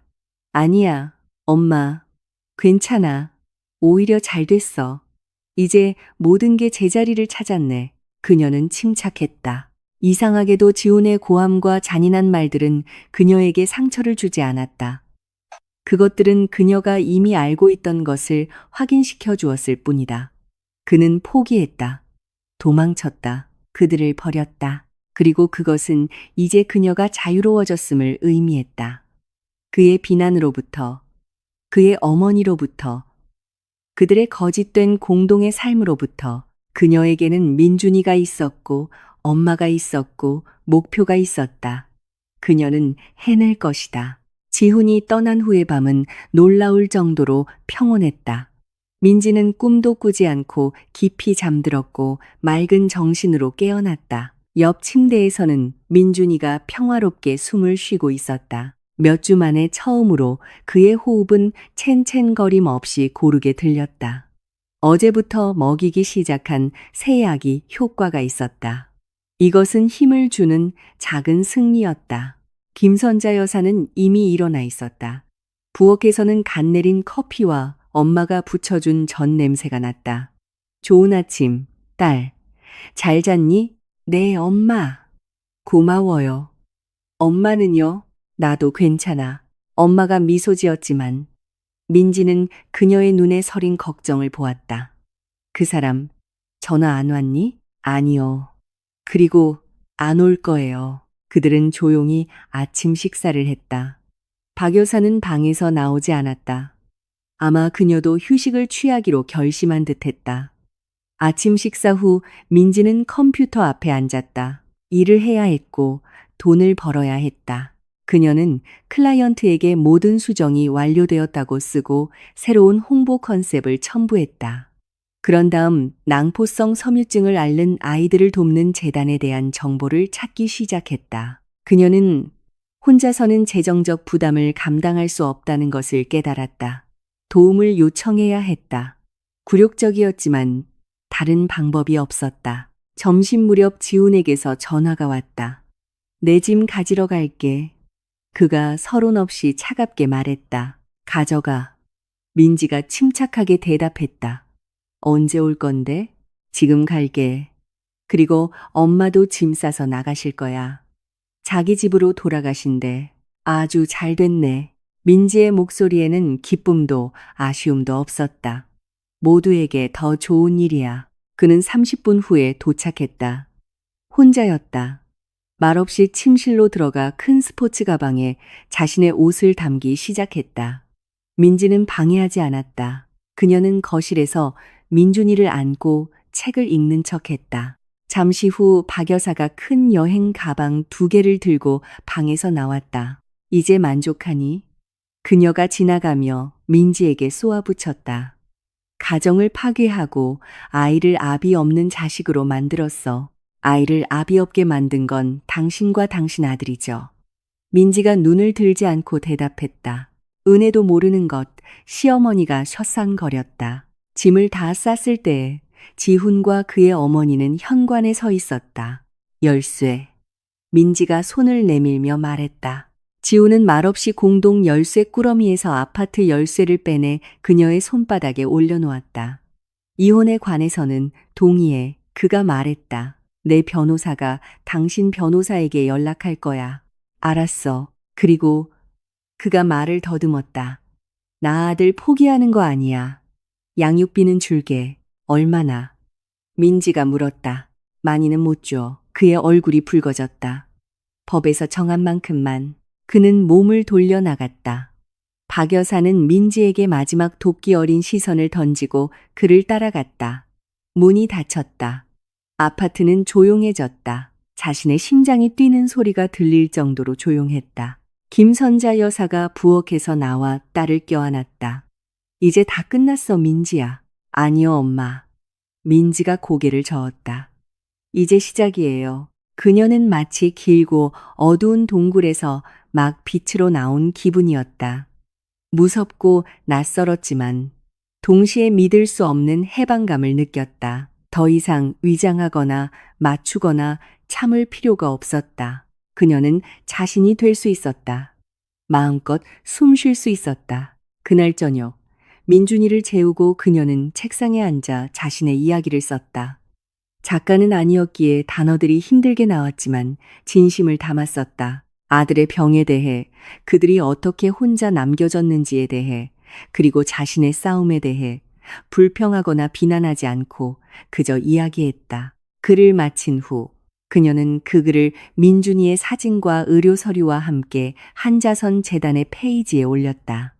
이것이 어떤 도움이 될지는 몰랐지만 시도해봐야 했다. 그리고 나서 그녀는 몇 년 동안 하지 않았던 일을 했다. 다락방에서 낡은 기타, 아버지가 남겨주신 선물을 꺼내 먼지를 털고 줄을 조율한 뒤 첫 코드를 잡았다. 음악은 저절로 흘러나왔다. 조용하고 조금 슬펐지만 밝은 멜로디였다. 그녀는 연주하고 노래했다. 그 음악 속에는 그녀의 모든 고통과 희망, 아들을 향한 모든 사랑이 담겨 있었다. 그녀는 절대로 포기하지 않겠다고 노래했다. 그리고 그 순간 그녀는 정말로 그렇게 될 것임을 알았다. 그녀는 결심했다. 더 이상 희생자가 되지 않을 것이다. 전사가 될 것이다. 이 모든 것을 이겨내고 더 강해져서 자신과 아들을 위한 새롭고 행복한 삶을 만들 것이다. 배신과 거짓, 굴욕이 없는 삶, 사랑과 음악, 빛으로 가득한 삶. 그녀는 앞으로 얼마나 힘든 길이 펼쳐질지 아직 몰랐지만 폭풍 전의 고요는 끝났다. 폭풍은 이미 시작되었지만 이제 민지는 준비가 되어 있었다. 그녀의 편에는 진실과 사랑이 있었고 그것이 가장 강력한 무기라는 것을 알고 있었다. 클라이맥스는 2달 후에 찾아왔다. 민지에게는 하나의 길고 미친 듯한 하루처럼 지나간 2달이었다. 그동안 그녀는 관료주의의 지옥을 7번이나 겪고 민준이를 위한 장애 아동 자격을 얻어냈다. 이것으로 정부 혜택을 받을 길은 열렸지만 무료 약품을 받기 위한 대기줄은 반년 후까지 꽉 차 있었다. 재단 웹사이트에 사연을 올린 덕분에 모인 돈으로 버틸 수 있었지만 그 돈은 빠르게 소진되고 있었다. 사람들이 그녀의 이야기에 응답했고 누구는 10,000원, 누구는 10만 원을 보내주었다. 한 달 동안 모인 총액으로 2달 치약을 더 살 수 있었다. 하지만 그 후에는 어떻게 해야 할지 민지는 알 수 없었다. 지우는 약속과는 달리 양육비 지급을 서두르지 않았다. 그의 변호사는 온갖 방법으로 소송을 지연시키고 항소를 제기하며 새로운 감정을 요구했다. 그와 박 여사가 그녀를 지치게 만들어 요구를 포기하게 하려는 속셈이 분명했다. 어느 날 민지의 변호사에게서 전화가 왔다. 민지 씨, 소식이 있는데 아마 마음에 안 드실 겁니다. 전 남편과 그의 어머니가 아파트를 팔고 있습니다. 무슨 아파트요? 민지는 이해하지 못했다. 지훈 씨는 아파트가 없는데요. 우리는 제 명의의 대출받은 아파트에 살았고 박 여사님은 바로 그 박 여사님 아파트입니다. 제 정보에 따르면 그들은 도시를 떠나려고 합니다. 아마도 서울로 갈 것 같습니다. 떠난다고요? 민지의 심장이 불안하게 조여왔다. 하지만 양육비는요? 바로 그겁니다. 아마도 그들은 잠적하려는 것 같습니다. 거주지를 바꾸면 빚을 받아내기 위해 그들을 찾는 것이 매우 어려워질 겁니다. 민지는 이것이 끝이라는 것을 깨달았다. 그들이 떠나면 그녀는 아무런 지원도 없이 남게 될 것이다. 재단에서 모은 돈은 곧 바닥날 것이고 그녀의 월급은 필수적인 생활비에도 빠듯했다. 절망 속에서 그녀는 다시 지훈에게 전화를 걸었다. 당신들이 아파트 팔고 떠나려는 거 알아. 그녀가 서론 없이 말했다. 그래서? 그의 목소리는 차가웠다. 그럴 권리 있어. 공동 재산도 아니잖아. 지훈 씨, 나 당신 아파트에 욕심 없어. 아들 생각을 좀 해달라고 부탁하는 거야. 걔는 약이 필요해. 당신이 떠나면 우리는 생활수단도 없이 남게 돼. 그건 내 문제야. 그가 잘라 말했다. 네가 원했던 거잖아. 이혼, 독립, 실컷 해봐. 부탁이야. 우리 만나서 얘기 좀 하자. 분명 다른 방법이 있을 거야. 그는 잠시 침묵하더니 뜻밖의 동의했다. 좋아. 내일 3시에 도시 외곽 나그네 카페에서 보자. 와서 얘기해. 그리고 민준이도 데리고 와. 아들 보고 싶어. 불길한 예감에도 불구하고 민지는 동의했다. 이것이 그녀의 마지막 기회였다. 아들을 보면 지훈의 마음이 누그러지고 아버지로서의 정이 조금이라도 깨어나길 바랐다. 다음 날 그녀는 택시를 타고 약속 장소로 향했다. 민준이는 이가 나려는지 칭얼거렸다. 민지는 가는 내내 아들을 달래려 애썼다. 지훈은 이미 카페 주차장에서 그들을 기다리고 있었다. 그는 혼자가 아니었다. 그의 낡은 르노 자동차 옆에는 박 여사가 팔짱을 낀 채 서 있었다. 어머님은 왜 여기 계세요? 민지가 택시에서 내리며 물었다. 내가 내 손주 보러 오면 안 되냐? 시어머니가 비꼬며 대답했다. 민지는 침묵했다. 그녀는 카시트에서 민준이를 꺼냈다. 지훈이 다가와 아들을 받아 안았다. 민준이는 낯선 얼굴을 보고 울음을 터뜨렸다. 왜 이렇게 계속 우는 거야? 지훈이 짜증스럽게 말하며 아이를 다시 민지에게 넘겼다. 맨날 울기만 하네. 이가 나려고 해서 아픈 거예요. 그녀가 조용히 대답했다. 차에 타서 얘기하자. 지훈이 말했다. 길에서 이럴 순 없잖아. 그들은 그의 차에 탔다. 민지와 민준이는 뒷좌석에, 박 여사는 조수석에 앉았다. 자, 들어보지. 지훈이 그녀를 향해 몸을 돌리며 시작했다. 양육비 문제가 해결될 때까지 떠나지 말아줘. 아니면 치료비로 목돈을 한 번에 주면 내가 모든 소송을 취하 할게. 목돈? 박 여사가 비웃었다. 내가 너무 많은 걸 바라는 거 아니냐? 저는 제 아들이 살기를 바라요. 지훈이 차에 시동을 걸었다. 우리 엄마랑 내가 상의해봤는데 더 좋은 방법이 있어. 그가 도로로 차를 몰며 말했다. 그게 뭔데요? 민지는 긴장했다. 우리가 민준이를 데리고 갈 거야. 뭐라고요? 그녀는 자신의 귀를 의심했다. 왜? 놀랐니? 박 여사가 그녀를 돌아보았다. 너는 나쁜 엄마야. 아이에게 제대로 된 치료를 해줄 능력이 없어. 하지만 우리는 할 수 있어. 우리는 아파트를 팔아서 돈이 있어. 서울에 있는 최고의 병원으로 데려갈 거야. 너는 여기 남아서 네 커리어나 쌓아. 당신들 미쳤어요? 민지가 민준이를 품에 꼭 껴안으며 소리쳤다. 절대 못 보내요. 아무도 내 의견은 안 물어봤어. 지훈이 차갑게 말했다. 네가 이혼 소송을 걸었을 때 네가 먼저 포기한 거야. 차는 속도를 높이며 도시에서 멀어졌다. 창밖으로 앙상한 나무와 들판이 스쳐 지나갔다. 민지는 덫에 걸렸다는 것을 깨달았다. 그들은 모든 것을 계획했다. 아이를 빼앗기 위해 그녀를 이곳으로 유인한 것이다. 차 세워요. 그녀가 소리쳤다. 나 당신들이랑 아무 데도 안 가. 너는 안 가. 지훈이 비웃었다. 그는 갓길로 급하게 차를 세웠다. 주위에는 아무도 없었고 어두운 도로와 양옆에 숲뿐이었다. 내려, 그가 명령했다. 안 내려요. 민지는 좌석을 꽉 붙잡았다. 내리라고 했어. 그는 뒷문을 열고 그녀의 팔을 잡았다. 애 내놔. 안 돼. 그녀는 소리치고 저항했지만 힘이 역부족이었다. 지훈은 울부짖는 민준이를 그녀에게서 빼앗아 박 여사에게 넘겼다. 그런 다음 그는 민지를 차 밖으로 거칠게 밀어냈다. 내 아들, 내가 괴물로 낳았으니 내가 알아서 치료해. 그 말을 끝으로 그는 문을 쾅 닫았다. 시어머니가 창문을 내리고 쏘아붙였다. 약값은 한 푼도 못 줘. 차는 그 자리에서 급출발하여 어두운 밤도로 갓길에 민지를 홀로 남겨두고 떠났다.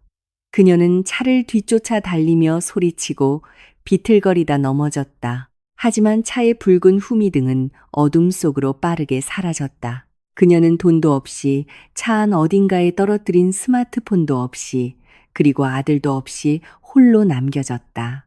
민지는 아들을 태운 차가 사라진 검은 허공을 응시하며 갓길에 서 있었다. 비명이 목구멍에 걸렸다.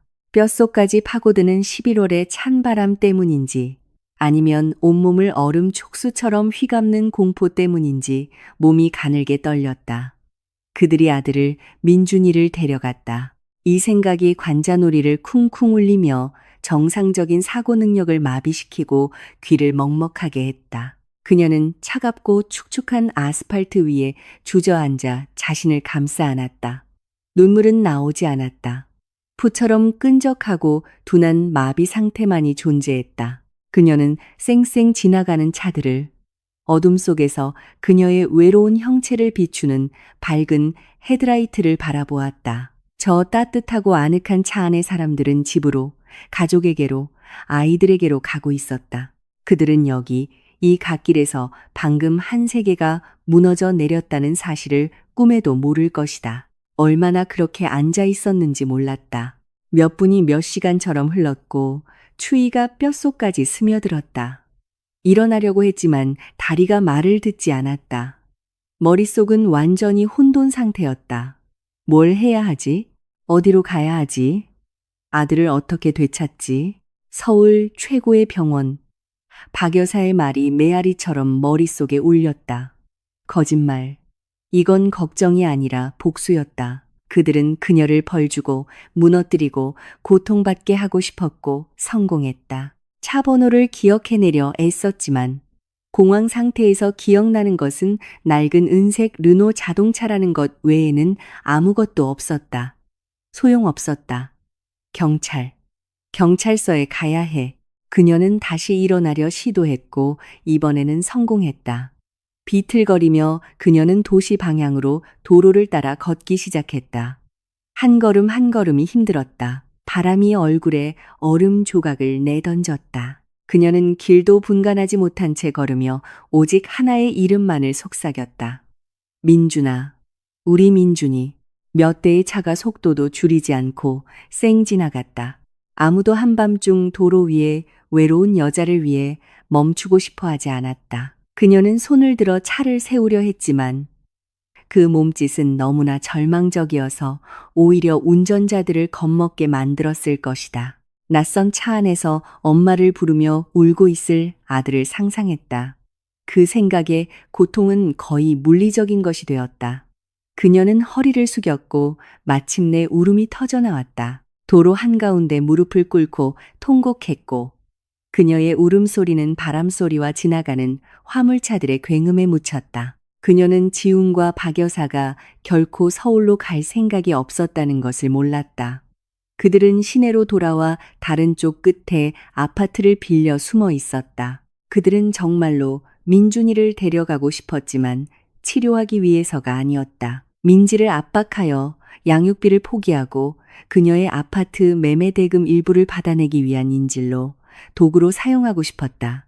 아들을 잃으면 그녀가 순종적이 되어 시키는 대로 다 할 것이라고 확신했다. 그들은 그녀를 어머니의 사랑의 힘을 과소평가했다. 그녀는 또한 자신이 도로 위에서 울고 있을 때 불안에 떨던 어머니 김선자 여사가 이미 병원과 영안실에 전화를 돌리고 있다는 사실도 몰랐다. 민지는 몇 시간 전에 돌아왔어야 했지만 전화기는 꺼져 있었다.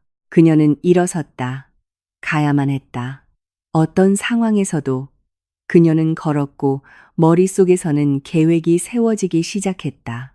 그들을 찾을 것이다. 아들을 되찾을 것이다. 그들이 모든 것에 대해 대가를 치르게 할 것이다. 그녀의 눈물 한 방울 한 방울, 아들이 느꼈을 공포의 매 순간에 대해 차가운, 이성적인 분노가 절망을 밀어내기 시작했다. 그녀는 더 이상 희생자가 아니었다. 가장 소중한 것을 빼앗긴 어머니였다. 그리고 그녀는 무엇이든 할 준비가 되어 있었다. 또 다른 화물차가 지나가며 바퀴 밑에서 튄 더러운 눈을 그녀에게 뿌렸지만 그녀는 꿈쩍도 하지 않았다. 그 차를 바라보며 오직 한 가지만 생각했다. 살아남아야 한다. 도착해야 한다. 이겨야 한다. 도로 위에서의 그 밤은 그녀에게 돌아올 수 없는 강이 되었다.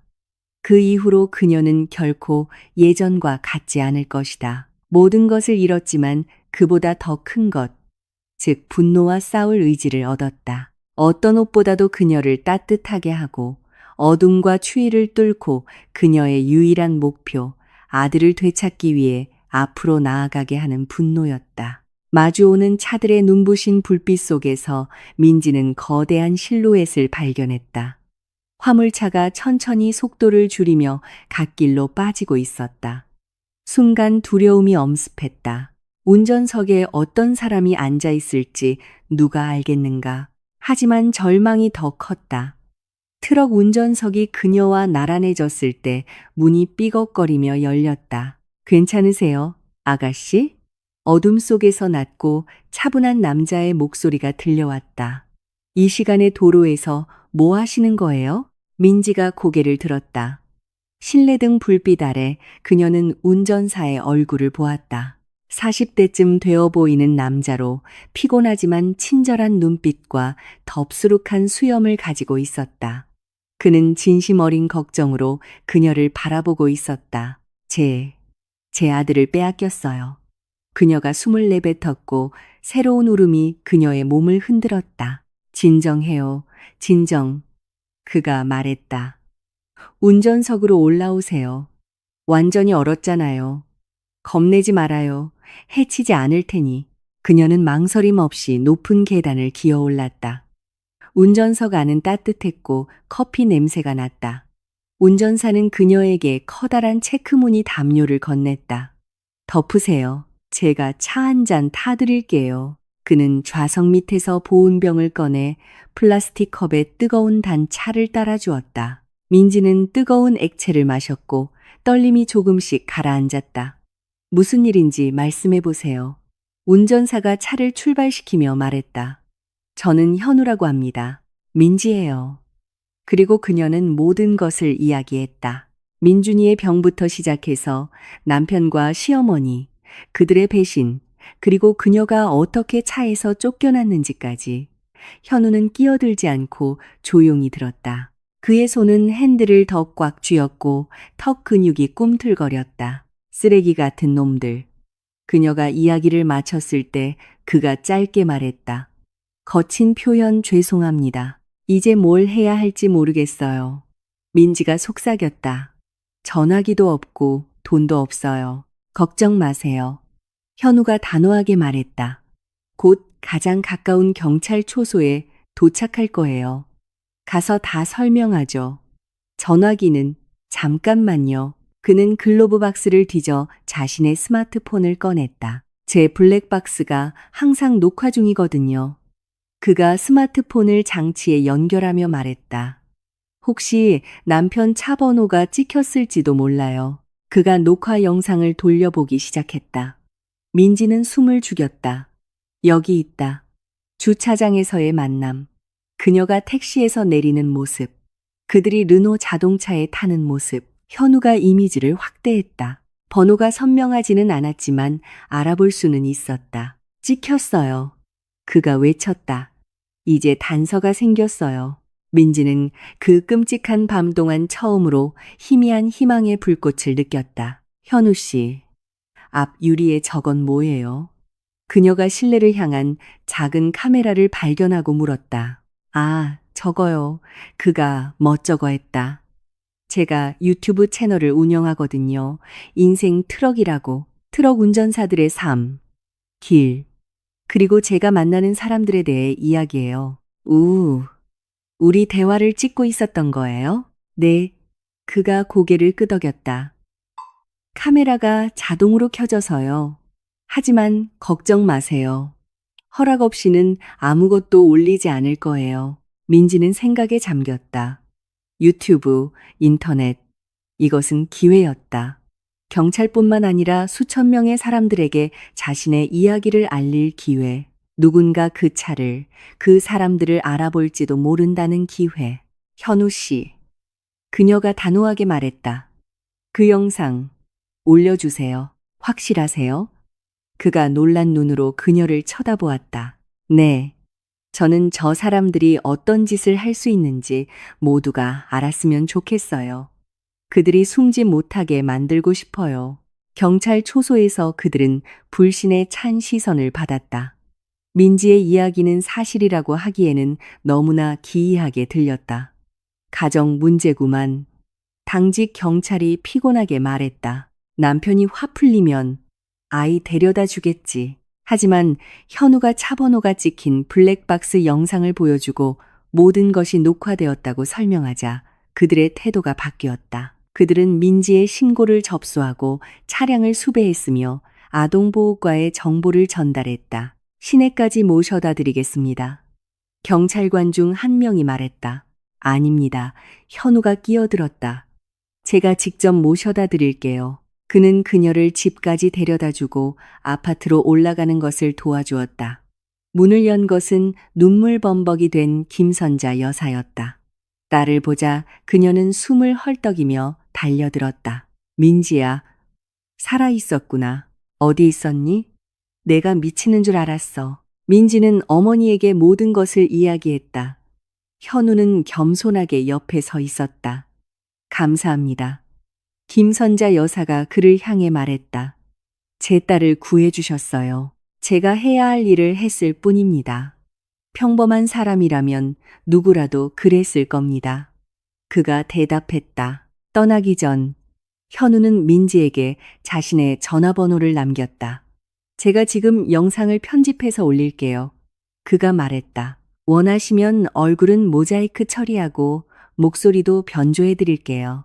아니요, 괜찮아요. 민지가 고개를 저었다. 저는 두렵지 않아요. 모두가 보고 듣게 해주세요. 알겠습니다. 그가 고개를 끄덕였다. 링크 보내드릴게요. 힘내세요. 그날 밤 민지는 잠들지 못했다. 그녀는 부엌에서 엄마 옆에 앉아 차를 마시며 기다렸다. 새벽 무렵 현우가 영상 링크를 보내왔다. 그는 제목을 한밤중 도로 위의 엄마와 아이라고 간단하게 붙였다. 영상은 그의 운전석에서 찍은 장면으로 시작되었다. 헝클어진 머리, 얼어붙은 모습의 그녀가 자신의 이야기를 하고 있었다. 목소리는 떨렸지만 그 안에는 강철 같은 결의가 담겨 있었다. 그리고 블랙박스 영상이 이어졌다. 어두운 도로, 갓길의 외로운 형체.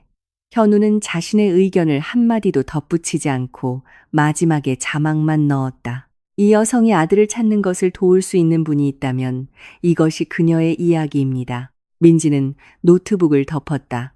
그녀는 할 수 있는 모든 것을 했다. 이제 남은 것은 기다림뿐이었다. 그녀는 몇 시간 만에 이 영상이 인터넷을 폭발시키고 수많은 사람들이 분노의 댓글을 남기며 서로에게 전달하고 그녀의 이야기가 지역 커뮤니티의 주요 뉴스가 될 것이라는 사실을 알지 못했다. 그녀는 또한 바로 그 순간 자신들의 무죄를 확신하는 지훈과 박 여사가 아무것도 모른 채 임대 아파트에서 평화롭게 잠들어 있다는 사실도 몰랐다. 자신들이 만들어낸 불의와 대중의 분노라는 허리케인이 곧 그들의 머리 위로 쏟아질 것이라는 사실을. 현우의 영상 효과는 폭발적이었다. 아침이 되자 영상은 수만 회의 조회수를 기록했고 정오에는 수십만 회에 달했다. 민지의 이야기는 소셜미디어, 뉴스 사이트, 메신저를 통해 순식간에 퍼져나갔다. 사람들은 분노했다. 영상 아래의 댓글은 민지에 대한 동정과 그녀의 남편과 시어머니에 대한 저주로 가득 찼다. 찾아서 처벌해야 한다. 인간도 아니다. 민지 씨, 힘내세요. 우리가 함께 할게요. 전국의 모르는 사람들이 글을 남겼다. 이러한 반응을 본 현우는 영상의 민지가 자선재단으로부터 후원금을 받기 위해 개설했던 계좌 번호를 민준이 치료비와 엄마를 위한 도움이라는 설명과 함께 첨부했다. 그러자 돈이 들어오기 시작했다. 처음에는 10,000원, 20,000원의 소액이었지만 곧 100,000원, 500,000원 단위로 커졌다. 누군가는 100,000원을, 누군가는 500,000원을 보냈다. 사람들은 단순히 동정하는 것을 넘어 돕고 싶어 했다. 저녁이 되자 민지의 계좌에는 그녀가 재단을 통해 2달 동안 모았던 금액을 훨씬 초과하는 돈이 쌓여 있었다. 한편 경찰은 여론의 압박에 못 이겨 수색을 강화했다. 지훈의 차 번호는 모든 순찰차에 전달되었고 그의 소셜미디어 페이지에서 가져온 사진은 지역 뉴스에 실렸다. 지훈과 박 여사는 이 모든 것을 전혀 몰랐다. 그들은 민지가 무너져 곧 어떤 조건이든 받아들일 준비가 되어 연락해 올 것이라고 확신하며 늦잠을 잤다. 그래, 내 착해 빠진 마누라한테서 전화 왔냐? 박 여사가 아침 식사를 하며 물었다. 아니요, 아직요. 지훈이 스마트폰으로 뉴스를 훑어보며 대답했다. 고생 좀 해봐야죠. 우리한테 함부로 덤비면 어떻게 되는지 알게 될 거예요. 민준이는 밤새 울었고 그들은 거의 잠을 이루지 못했다.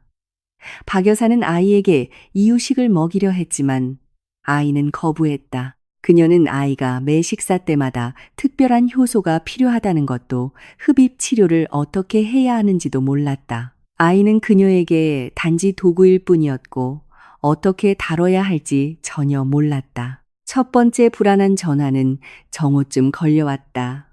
지훈의 직장 상사였다. 박 팀장, 어디야? 왜 출근 안 했어? 몸이 좀 안 좋아서요. 지훈이 거짓말했다. 거짓말하지 마. 상사가 소리쳤다. 나 영상 봤어. 대체 무슨 생각이야? 아픈 애랑 아내를 도로에 내버려? 당신 해고야. 우리 매장 근처에 얼씬도 하지 마. 알았어? 스캔들 잠잠해지면 퇴직금 정산하러 와. 지우는 멍하니 스마트폰을 쳐다봤다. 무슨 영상, 무슨 소리지? 그는 인터넷에 접속했고 지역 뉴스 포털 첫 페이지에서 자신의 사진과 함께 수원 시민, 아픈 아들과 아내를 고속도로에 버리고 가라는 제목을 보았다. 그는 기사를 열고 영상을 보았다.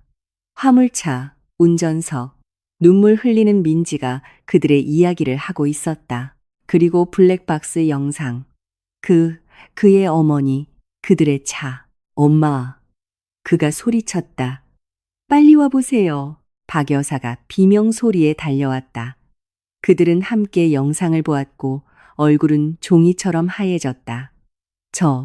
저놈이 다 찍었어. 박 여사가 속삭였다. 경찰이 우리 찾고 있어요. 지훈이 화면을 공황 상태로 훑어보며 말했다. 나 해고됐어요. 우리 이제 어떡해요? 그때 초인종이 울렸다. 문 앞에는 경찰관 2명과 아동보호 전문관이 서 있었다. 박지훈 씨, 저희와 함께 가주시죠. 경찰서에서 그들은 따로 조사를 받았다. 거짓말하고 발뺌하고 모든 것을 민지 탓으로 돌리려 했다. 그녀가 스스로 떠났다고 히스테리를 부렸다고 말했다. 하지만 영상은 반박할 수 없는 증거였다.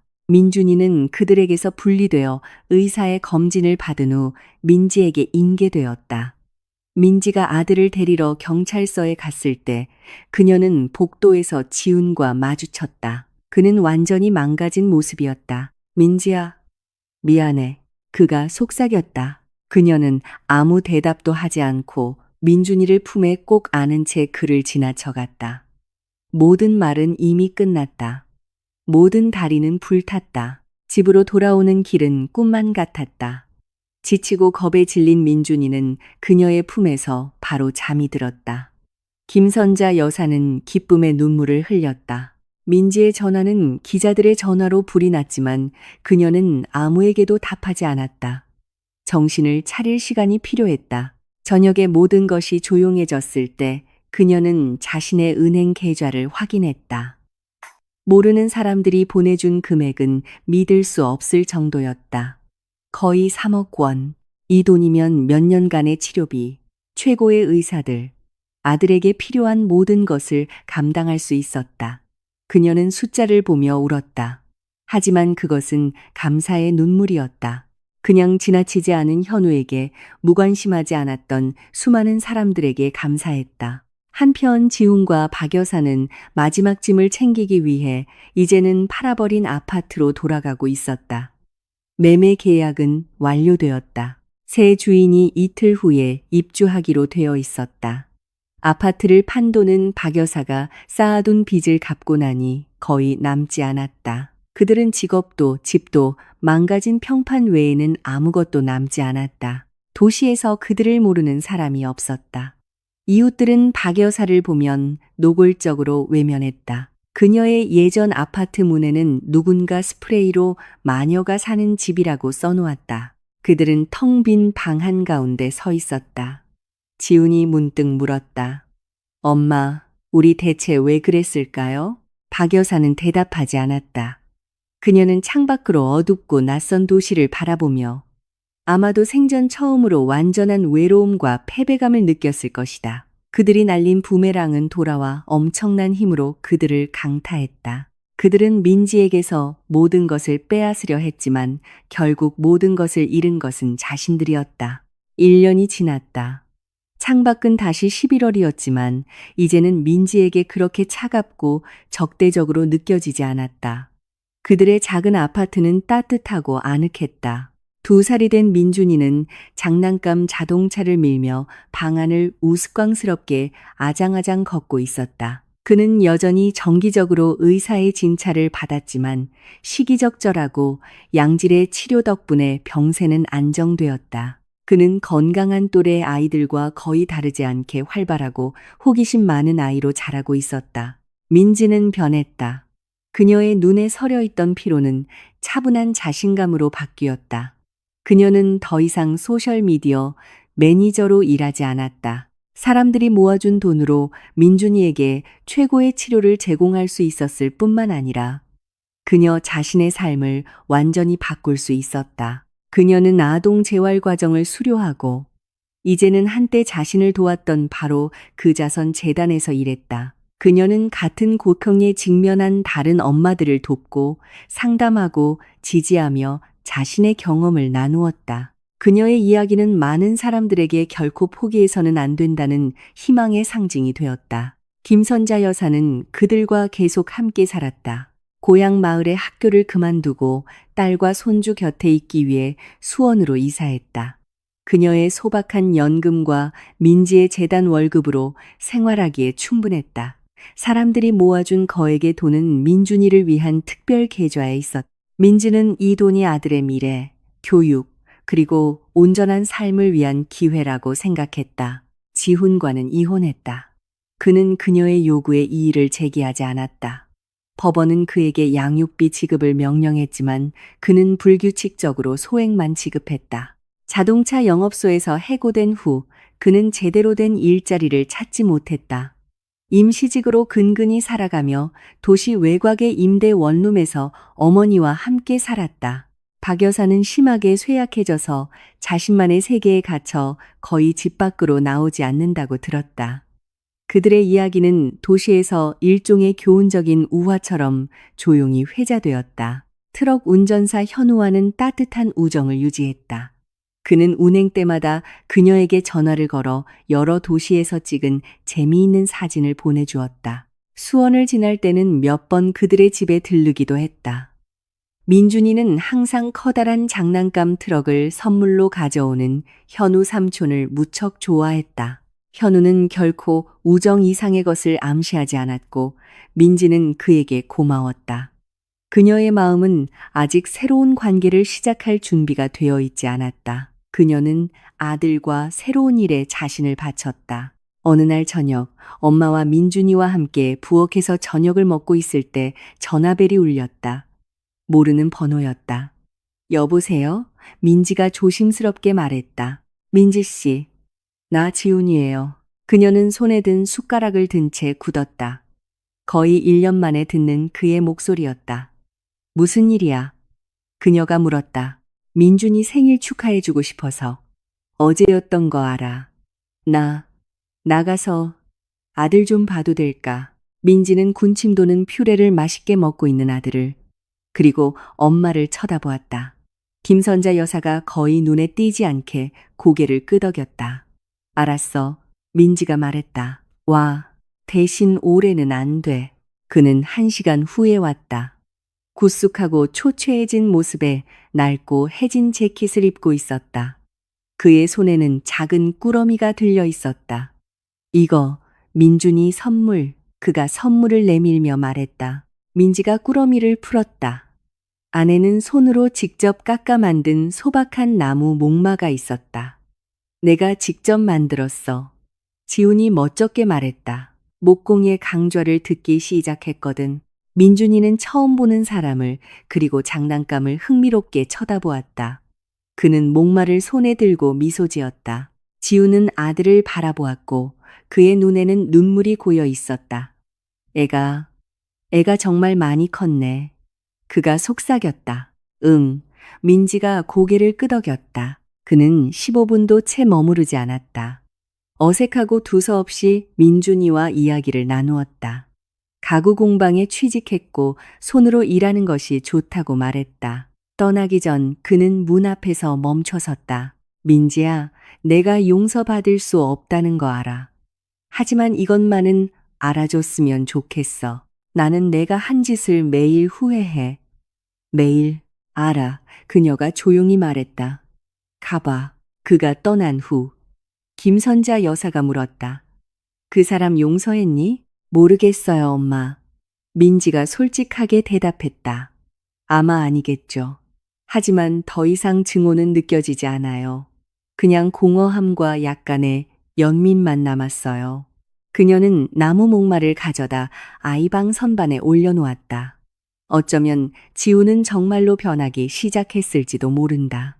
언젠가 그는 민준이에게 진정한 아버지가 될 수도 있을 것이다. 하지만 그것은 완전히 다른 이야기가 될 터였다. 그녀의 이야기, 배신과 고통의 이야기는 끝났다.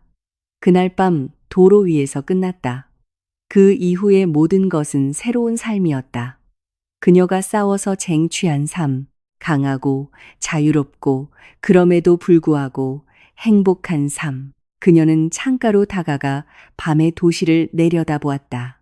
어딘가에서 그의 화물차 안에서 현우는 끝없는 길을 달리고 있을 것이다. 어딘가 작은 임대 원룸에서 지우는 모든 것을 새로 시작하려 애쓰고 있을 것이다.